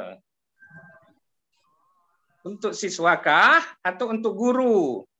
Videonya itu kan guru yang buatnya nampaknya. Guru sudah susah-susah payah membuatnya. Kemudian ditayang kepada siswa kita. Saya berasumsi seperti itu. Nah, kalau hanya siswa pengalaman belajar hanya melihat, mendengar, itu memorinya cuma sedikit, Ibu. Kita lihat dari pengalaman kerucut Del. Kalau mendengar, melihat hanya 30% dia. Jadi video learning yang dimaksudkan itu untuk guru kah, atau untuk siswa kah, atau untuk proses pembelajaran. Kalau video ada salah itu media pembelajaran. Kecuali kalau untuk siswa kita IT, SMK teknologi, ya itu dia proyek, memang itu kegiatannya. Tapi kalau untuk biologi, itu dia media ya. Terima kasih, saya kira itu aja komentar saya. Assalamualaikum warahmatullahi wabarakatuh. Oke, terima kasih kepada Bapak Irwandi dari Bengkulu. Untuk Ibu Sharon, bisa dijawab?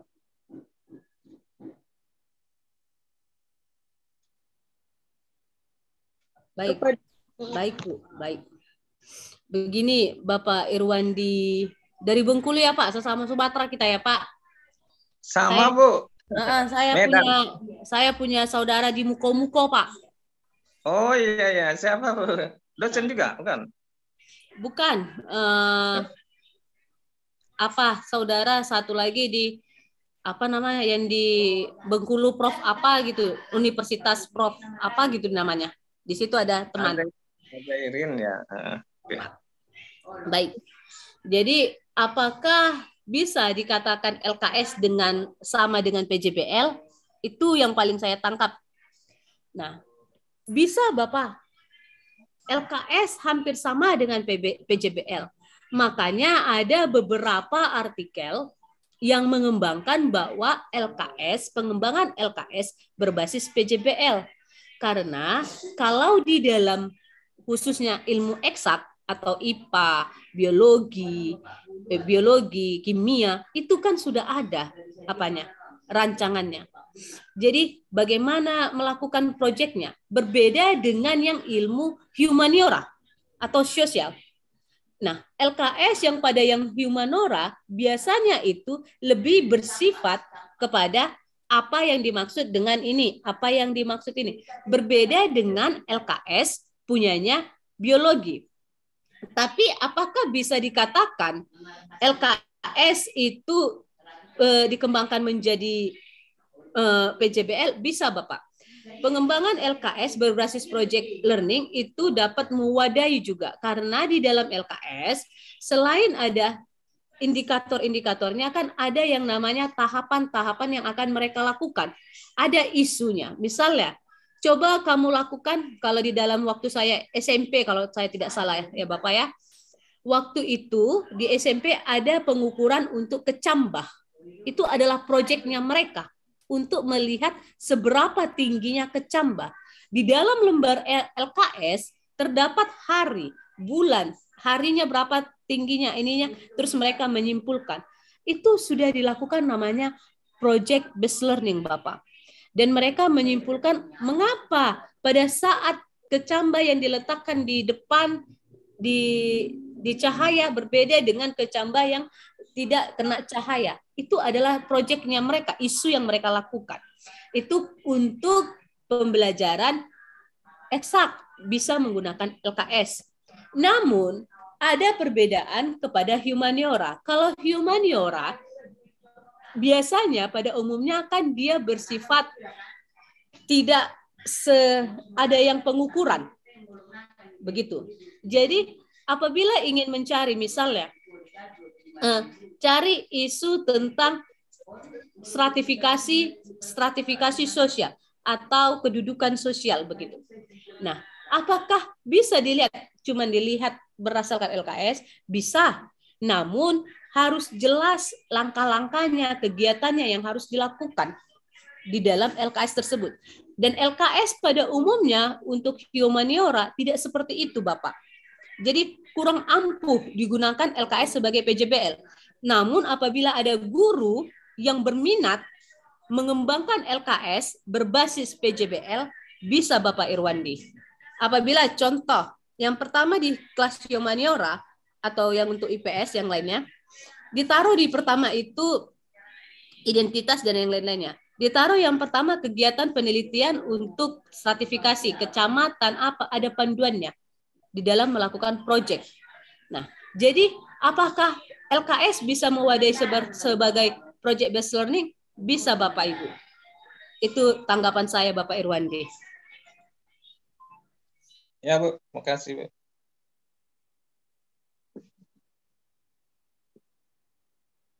Oke, terima kasih kepada Ibu Ellen untuk jawabannya. Selanjutnya kepada penanya Ibu Nurul Hidayah. Dipersilahkan Ibu. Ya, terima kasih atas materi yang disampaikan. Saya ingin bertanya mengenai pembelajaran PJBL. Nah, pembelajaran PJBL ini apakah bisa dikombinasikan dengan mapel lain, misal bahasa Indonesia dengan mapel sosiologi atau bahasa Indonesia dengan mapel seni budaya untuk pembelajaran PBJL ini. Kemudian pertanyaan kedua, yang berbasis proyek ini kan harusnya tidak pada satu pertemuan saja. Nah, jadi kira-kira maksimal waktunya untuk pertemuan berapa kali? Itu saja. Terima kasih. Oke, terima kasih kepada Ibu Nurul Hidayah atas pertanyaannya. Untuk Ibu Nurul Hidayah, pertanyaannya tadi ditujukan kepada siapa, Bu? Ibu yang Oh ya, Sharon kan tadi? ya, Sharon, Bu. Ya. Nah, begini Ibu Nurul. Tadi yang pertama, apakah PJBL bisa... Yang pertama tadi, apakah bisa dikombinasikan dengan mapel yang lain? Dengan mapel yang lain. Bisa, Bapak Ibu. Apalagi kita ketahui kayak pembelajaran SD. Apakah SD tidak bisa menerapkan PJBL? SD itu pembelajarannya tematik. Tidak berfokus kepada satu mata pelajaran. Nah, namun ada yang harus ditekankan, tadi juga saya sudah jelaskan di presentasi, di PowerPoint saya, yang harus ditekankan di dalam PJBL, jangan melupakan kepada ilmu yang pertama yang ingin kita gali. Contohnya, pada saat siswa kita minta membuat suatu proyek atau jadi suatu karya yang akan dipresentasikan, pasti ada sistematika runtun bahasa. Kita bisa lihat dalam sistem bahasanya. Artinya bagaimana tata peletakan kata, kalimat, yang lainnya itu. Nah, itu untuk bahasa. Bisa juga kalau dia di dalam yang lainnya itu kita lihat kayak keaslian. Nah, apakah bisa dia diintegrasikan dengan mata pelajaran yang lain? Bisa. Tetapi yang paling utama itu adalah mata pelajaran kita yang pokok. Apa yang ingin kita lihat? Contohnya, kita itu pokoknya materi pembelajaran geografi. Tetapi esensi dari geografinya itu kita hilangkan. Kita malah melihat lebih banyak ke bahasanya lah, atau penggunaan huruf, atau kita lebih ke fisikanya atau yang lainnya. Padahal esensi yang mau kita ajarkan itu geografinya. Gitu. Apakah kalau kita belajar geografi tidak ada pembelajaran terkait tentang ekonominya? Ada. Bagaimana dampak geografi terhadap ekonomi? Tetapi yang kita lihat itu point of view. Sudut pandangnya itu adalah geografinya. Jangan karena kita mau mencakup semua, kita lupa apa yang ingin kita ajarkan. Begitu Bu Nur.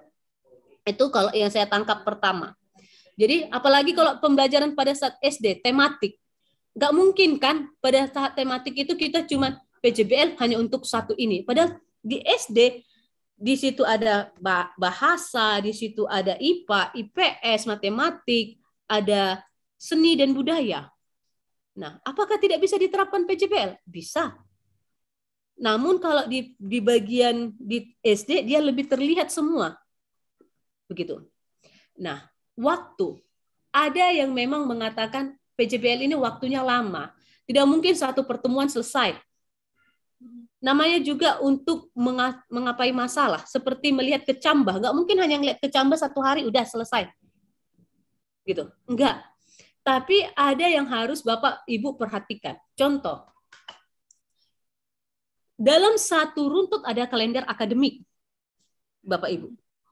Nah, dalam kalender akademik itu Bapak Ibu harus melihat peluang Bapak Ibu untuk menerapkan PJBL tersebut. Jangan menerapkan PJBL ya karena materinya ini terlalu mudah atau apa. Jangan seperti itu. Harus dilihat dulu kalender akademik. Nah, Bapak Ibu lihat kalender akademik, berapa rentetan waktu, karena PJBL itu bisa memakan 3 kompetensi dasar atau 2 kompetensi dasar sekaligus dalam materi pokok juga Bapak Ibu. Artinya kita kan project based learning kan bisa melihat tidak hanya satu sudut pandang, bisa banyak untuk yang lainnya. Jadi bisa 2-3 untuk pertemuan Ibu Nurul. Namun yang perlu diperhatikan adalah kalender akademiknya, terus karakteristik siswa, terus bobot dari materi tersebut. Apabila bobotnya itu terlalu rendah, ngapain kita berusaha mencobakan PJBL, sedangkan masih ada model yang lain. Tapi kalau Bapak Ibu mau mengambil 3 materi sekaligus supaya ada keterkaitannya dan waktunya lebih lama, silahkan terapkan PJBL. Namun yang harus diperhatikan adalah kalender akademik, minggu efektif, dan yang lainnya itu harus dilihat biar tidak tabrakan Bapak Ibu. Gitu. biar nggak sia-sia apa yang dipelajari. Begitu, sekian dari saya, Bu Nurul. Saya kembalikan kepada Bu Nur. Terima kasih, Bu.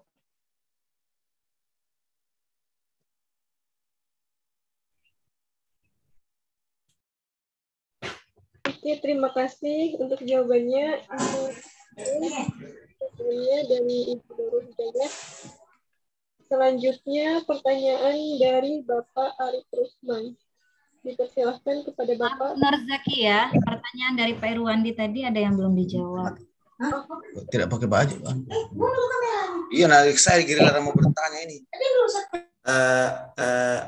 Ibu Nur Zakiyah, bisa Pak Arif, kita pertanyaan Ibu Salati ingin menambahkan jawaban dari Pak Irwandi dulu, baru nanti di pertanyaan selanjutnya. Silakan Bu Salati. Baik, terima kasih Bapak Pak Irwandi. Sama Pak, salam Camkoha Pak. Saya juga dari Bengkulu Bapak Irwandi. Jadi saya kebetulan asli orang Bengkulu Pak, orang Rejang, suku Rejang dari Bengkulu Utara. Senang sekali bisa ketemu Pak Irwandi lewat virtual ya.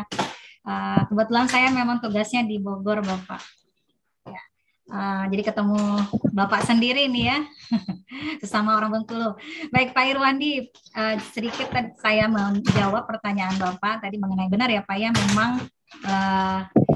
video pembelajaran ini untuk siapa gitu ya. Nah tadi saya sebenarnya sudah sedikit menjelaskan bahwa video pembelajaran ini untuk siswa tentunya ya. Nah kita lihat dari kecanggihan zaman digital saat ini Pak, jadi memang guru-guru dipaksa ya dan dituntut untuk melek teknologi, mau tidak mau harus piawai ya, kompeten dalam membuat video pembelajaran. Fungsinya untuk apa? Untuk membantu, memudahkan siswa bisa memahami materi. Apalagi kemarin di era pandemi ya, video pembelajaran ini sangat membantu sekali Pak, karena bisa mengatasi akses ya, jarak yang memisahkan, jadi siswa tetap bisa belajar melalui video pembelajaran yang diberikan oleh gurunya, dan itu bisa sifatnya bisa dipelajari secara berulang dan di mana saja, dan ini sangat membantu sekali proses pembelajaran. Kemudian yang tadi aplikasi-aplikasi yang saya jelaskan itu merupakan salah satu software atau platform yang bisa digunakan guru dalam menyusun atau merancang videonya. Untuk materinya, jadi tidak semua materi bisa digunakan menggunakan video. Yang harus praktikum seperti kata Bapak tadi biologi, ya tidak bisa pakai video, tapi harus praktek secara langsung di lab misalnya. Jadi disesuaikan dengan kebutuhan Pak. Jadi topik materinya tentang apa, tujuan pembelajarannya apa, seperti itu Bapak. Jadi memang tidak semua. Apalagi untuk siswa sekolah dasar ya, sifatnya kan operasional konkret. Dengan bantuan adanya video bisa lebih memperjelas bagaimana proses, misalnya tentang IPA, tentang proses metamorfosis. Nah, tahapannya seperti apa? Karena ini udah jarak jauh, dengan adanya media video pembelajaran tadi bisa dipelajari secara berulang dia di rumah gitu. Jadi itu salah satu manfaat atau fungsi dari video. Itu sih tambahan untuk Pak Irwandi. Salam untuk Bengkulu Bapak, Bu Mira Presia. Semoga bisa segera pulang ke sana.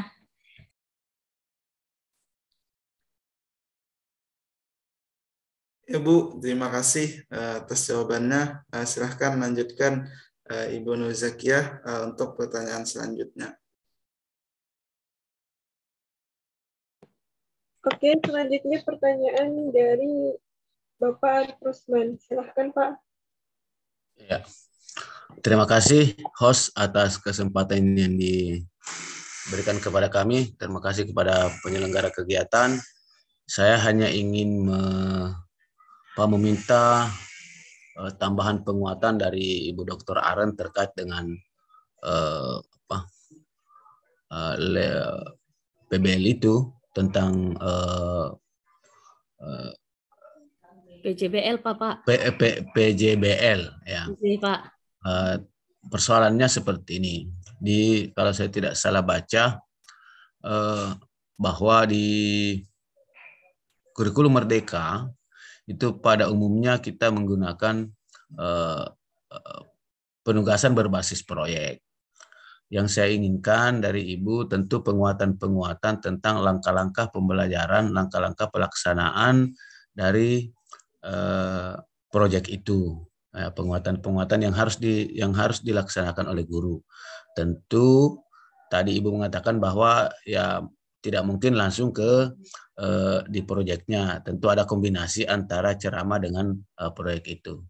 Itu untuk Ibu Aren. Kalau untuk Ibu Asma Hasanah, saya pikir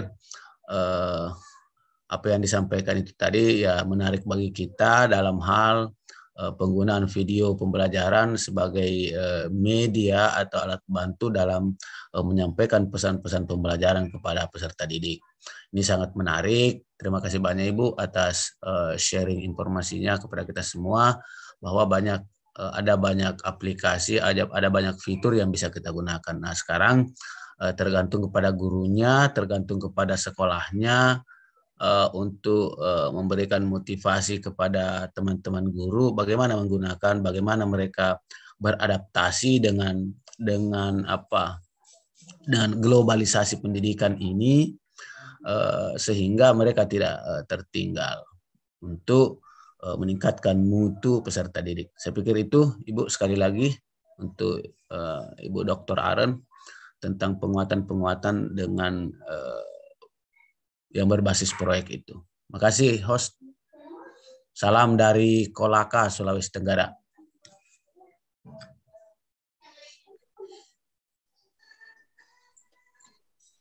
Oke, selanjutnya dipersilahkan kepada Ibu Isyaran untuk menjawab. Baik, terima kasih kepada Ibu Nur Jaika dan Bapak Arif Rusman dari Kolaka juga, sama dengan kayak Bapak Abdullah tadi ya Pak. Nah, memang di kurikulum Merdeka Belajar yang saat ini, di mana Bapak Nadim atau Mas Nadim itu lebih menekankan kepada proyek, pembelajaran berbasis proyek Bapak. Seperti yang saya katakan tadi juga Bapak Ibu, bahwa pembelajaran berbasis proyek itu sangat baik dilakukan karena mampu meningkatkan motivasi belajar siswa dan mendorong kemampuan mereka untuk melakukan pekerjaan penting dan mereka perlu menghargainya. Selain itu juga kenapa menjadi project based learning ini menjadi yang lebih utama, lebih ditekankan oleh kurikulum Merdeka karena mampu meningkatkan pemecahan masalah serta membuat siswa lebih aktif dalam mengelola sumber.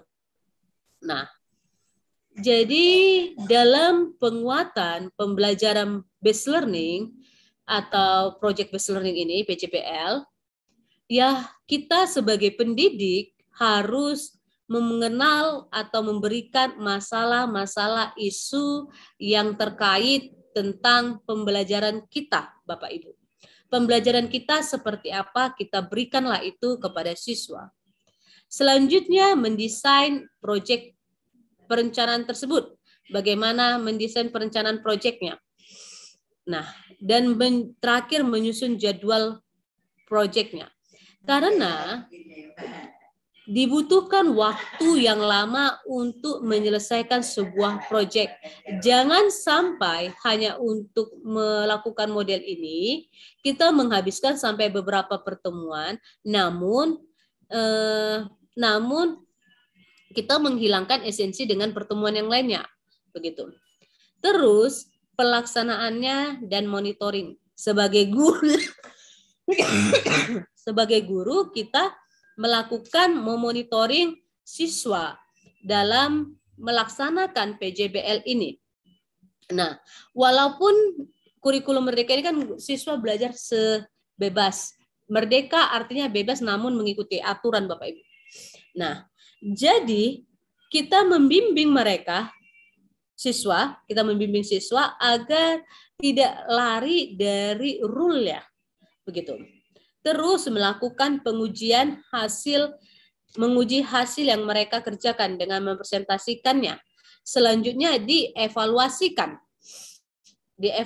dengan refleksi Bapak Arief. Jadi pembelajaran berbasis proyek ini sangat ditekankan pada saat ini, apalagi pembelajaran Merdeka ini, kurikulum Merdeka menerapkan yang namanya profil Pancasila yang sedang digalakan. Jadi ini menekankan kepada tidak hanya pembelajaran abad 21, namun lebih bagaimana profil Pancasila itu lebih terlihat. Nah, untuk saya sekian dulu Bapak Arief, saya berikan kepada Ibu Nur. Apabila Ibu Salatia juga ingin menambahkan, saya persilahkan.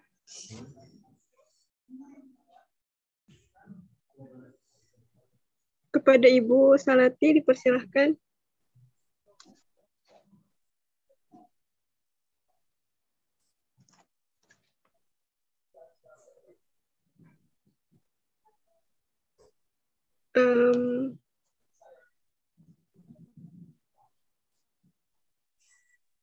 Ibu Salati Asmahasanah.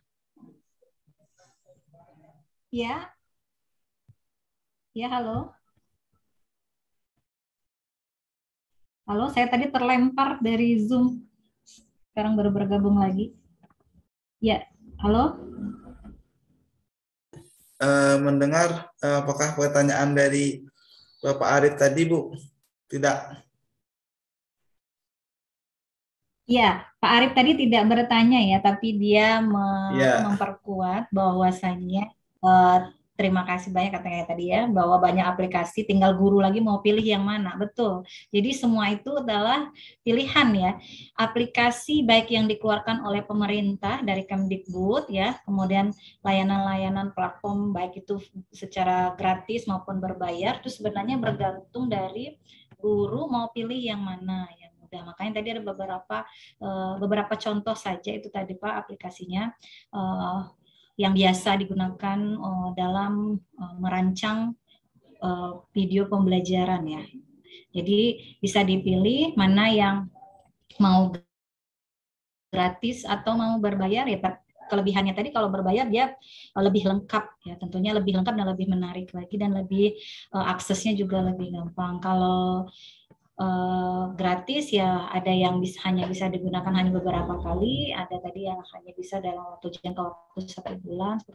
Tapi beda dengan aplikasi seperti KineMasters, selama kita download aplikasinya di handphone kita masih bisa kita gunakan. Cuma mungkin ada beberapa fitur yang tidak bisa kita gunakan secara free. Gitu aja sih. Memang semuanya bergantung dengan guru mau menggunakan yang mana gitu dalam membuat video pembelajarannya. Yang pastinya membuat video pembelajaran harus disesuaikan dengan karakteristik siswa, kemudian juga dengan materi serta tujuan dari pembelajaran itu. Itu saja sih tambahannya Bapak. Terima kasih.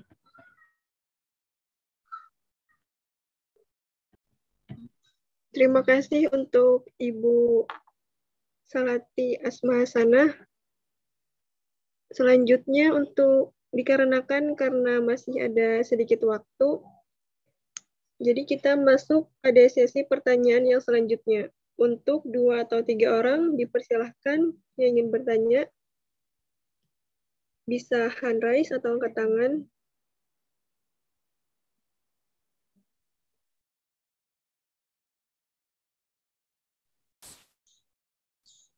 Ibu Nur Hikmah, apakah ingin bertanya tadi, Bu? Soalnya tadi Ibu angkat tangan. Apakah ada Ibu Nur Hikmah?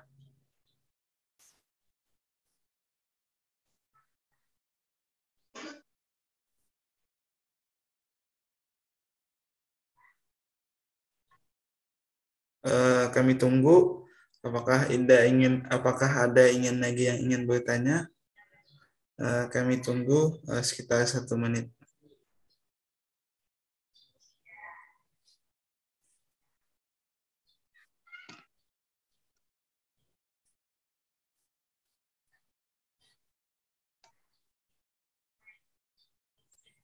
Kalau misalnya ada yang ingin bertanya, silahkan hand raise atau angkat tangan.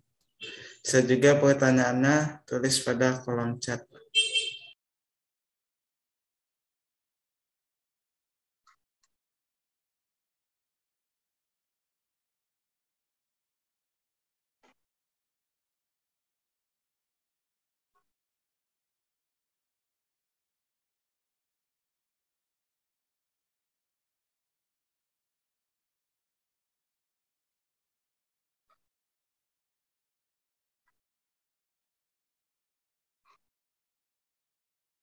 Sekali lagi, misalnya ada yang ingin bertanya, silahkan hand raise atau angkat tangan, dan bisa juga pertanyaannya tulis aja pada kolom chat.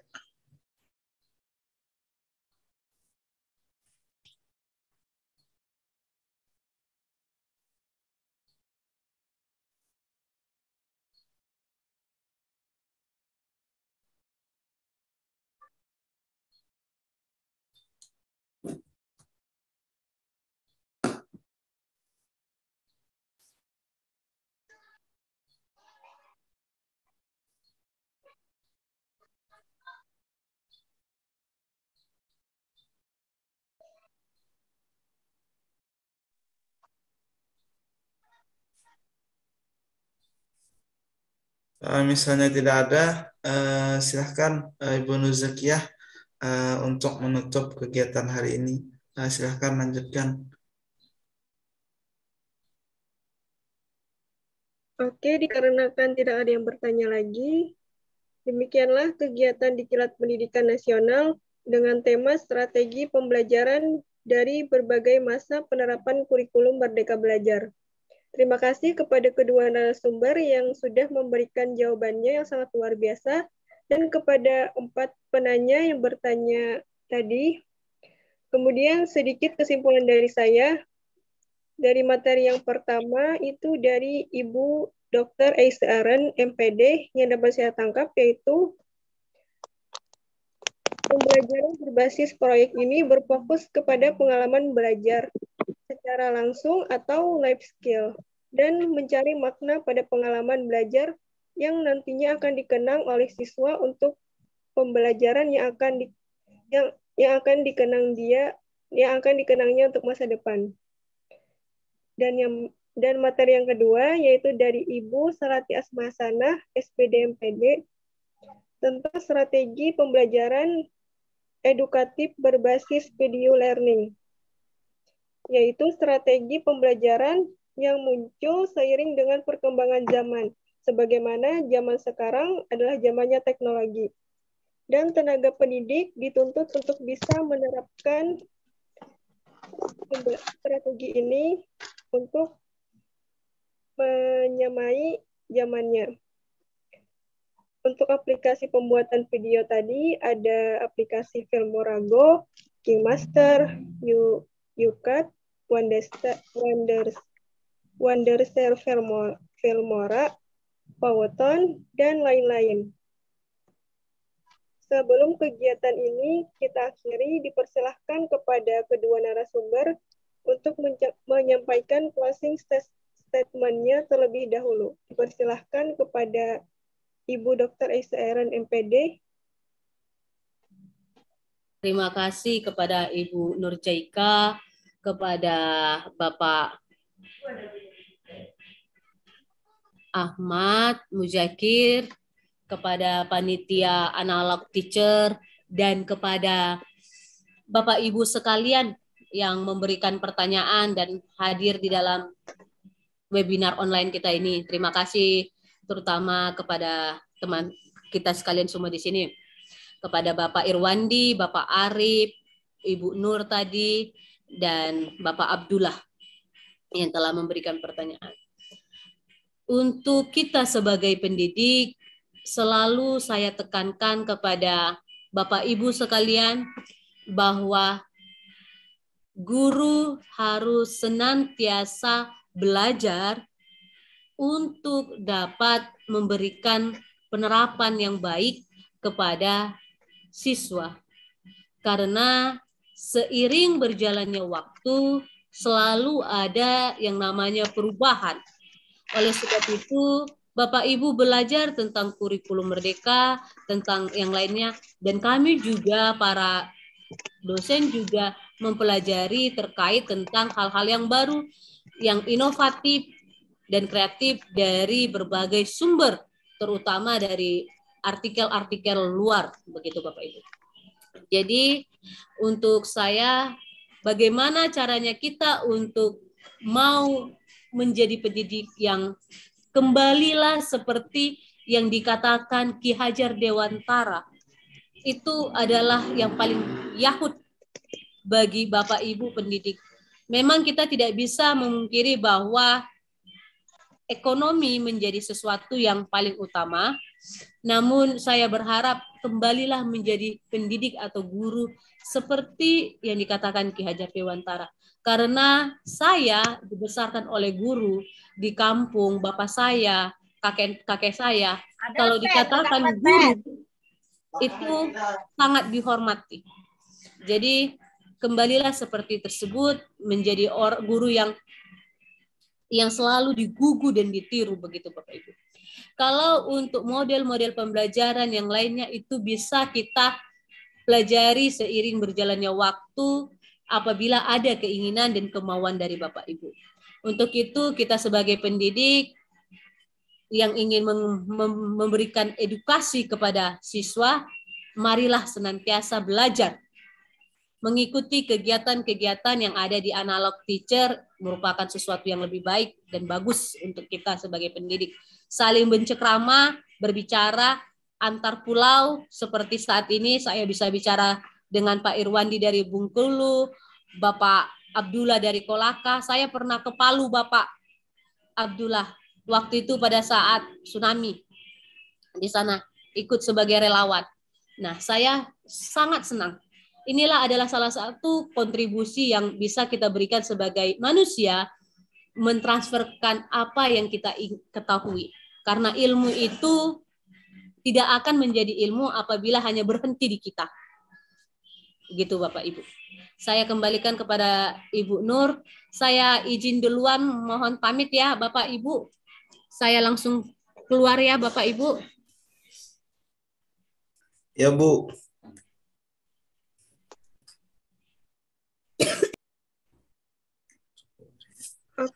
Oke, selanjutnya untuk Ibu Sarati Asmahasanah, SPD MPD, dipersilahkan closing statement. Baik. Closing statement dari saya ya, singkat, yang pastinya kurikulum berganti dari kurikulum K13, sekarang akan menjadi kurikulum Merdeka Belajar, dan nanti akan ada kurikulum prototype. Bukan dalam artian ganti menteri, ganti kurikulum, tapi memang kurikulum itu adalah dinamis dan mengikuti perkembangan zaman, dan tinggal kita sebagai pendidik siap dan mau atau tidak untuk ikut berkembang dan berubah. Dan media pembelajaran berupa video itu merupakan suatu alat ya, alat bantu bagi guru untuk menyampaikan materinya dan membantu siswa supaya bisa memudahkan dalam memahami materi yang diajarkan.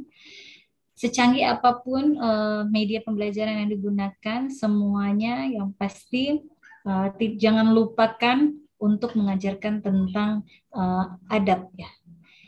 Karena kita akan mendahulukan adab sebelum ilmu supaya insan-insan generasi kita menjadi insan yang berkualitas dan berakhlakul karimah. Itu saja. Terima kasih. Salam pendidikan. Wassalamualaikum warahmatullahi wabarakatuh.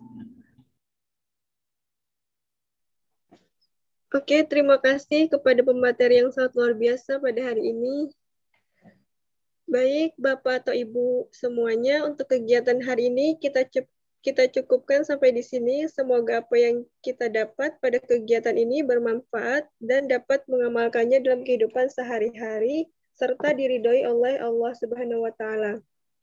Para hadirin sekalian, sekali lagi kami mengucapkan terima kasih kepada para pemateri dan juga seluruh peserta yang telah berpartisipasi dalam kegiatan di Kilat Pendidikan Nasional pada hari ini. Akhir kata, saya Nur Jakiyah selaku moderator undur diri. Semoga kita dapat bertemu kembali dalam kegiatan di Kilat Pendidikan Nasional selanjutnya. Kalau ada salah kata atau pelayanan kami yang kurang berkenan, mohon maaf, dan sebesar-besarnya waktu yang mempertemukan kita dan waktu juga yang akan memisahkan kita. Salam hangat dari kami, sampai jumpa. Wabillahi taufik wal hidayah. Wassalamualaikum warahmatullahi wabarakatuh. Waalaikumsalam warahmatullahi wabarakatuh. Ya, terima kasih kepada Ibu Nur Zakiyah yang telah memandu acara pada hari ini sehingga berjalan dengan lancar. Kami ucapkan juga terima kasih kepada Ibu Dr. Iyas Aren MPD, dan Ibu Salati Asmi.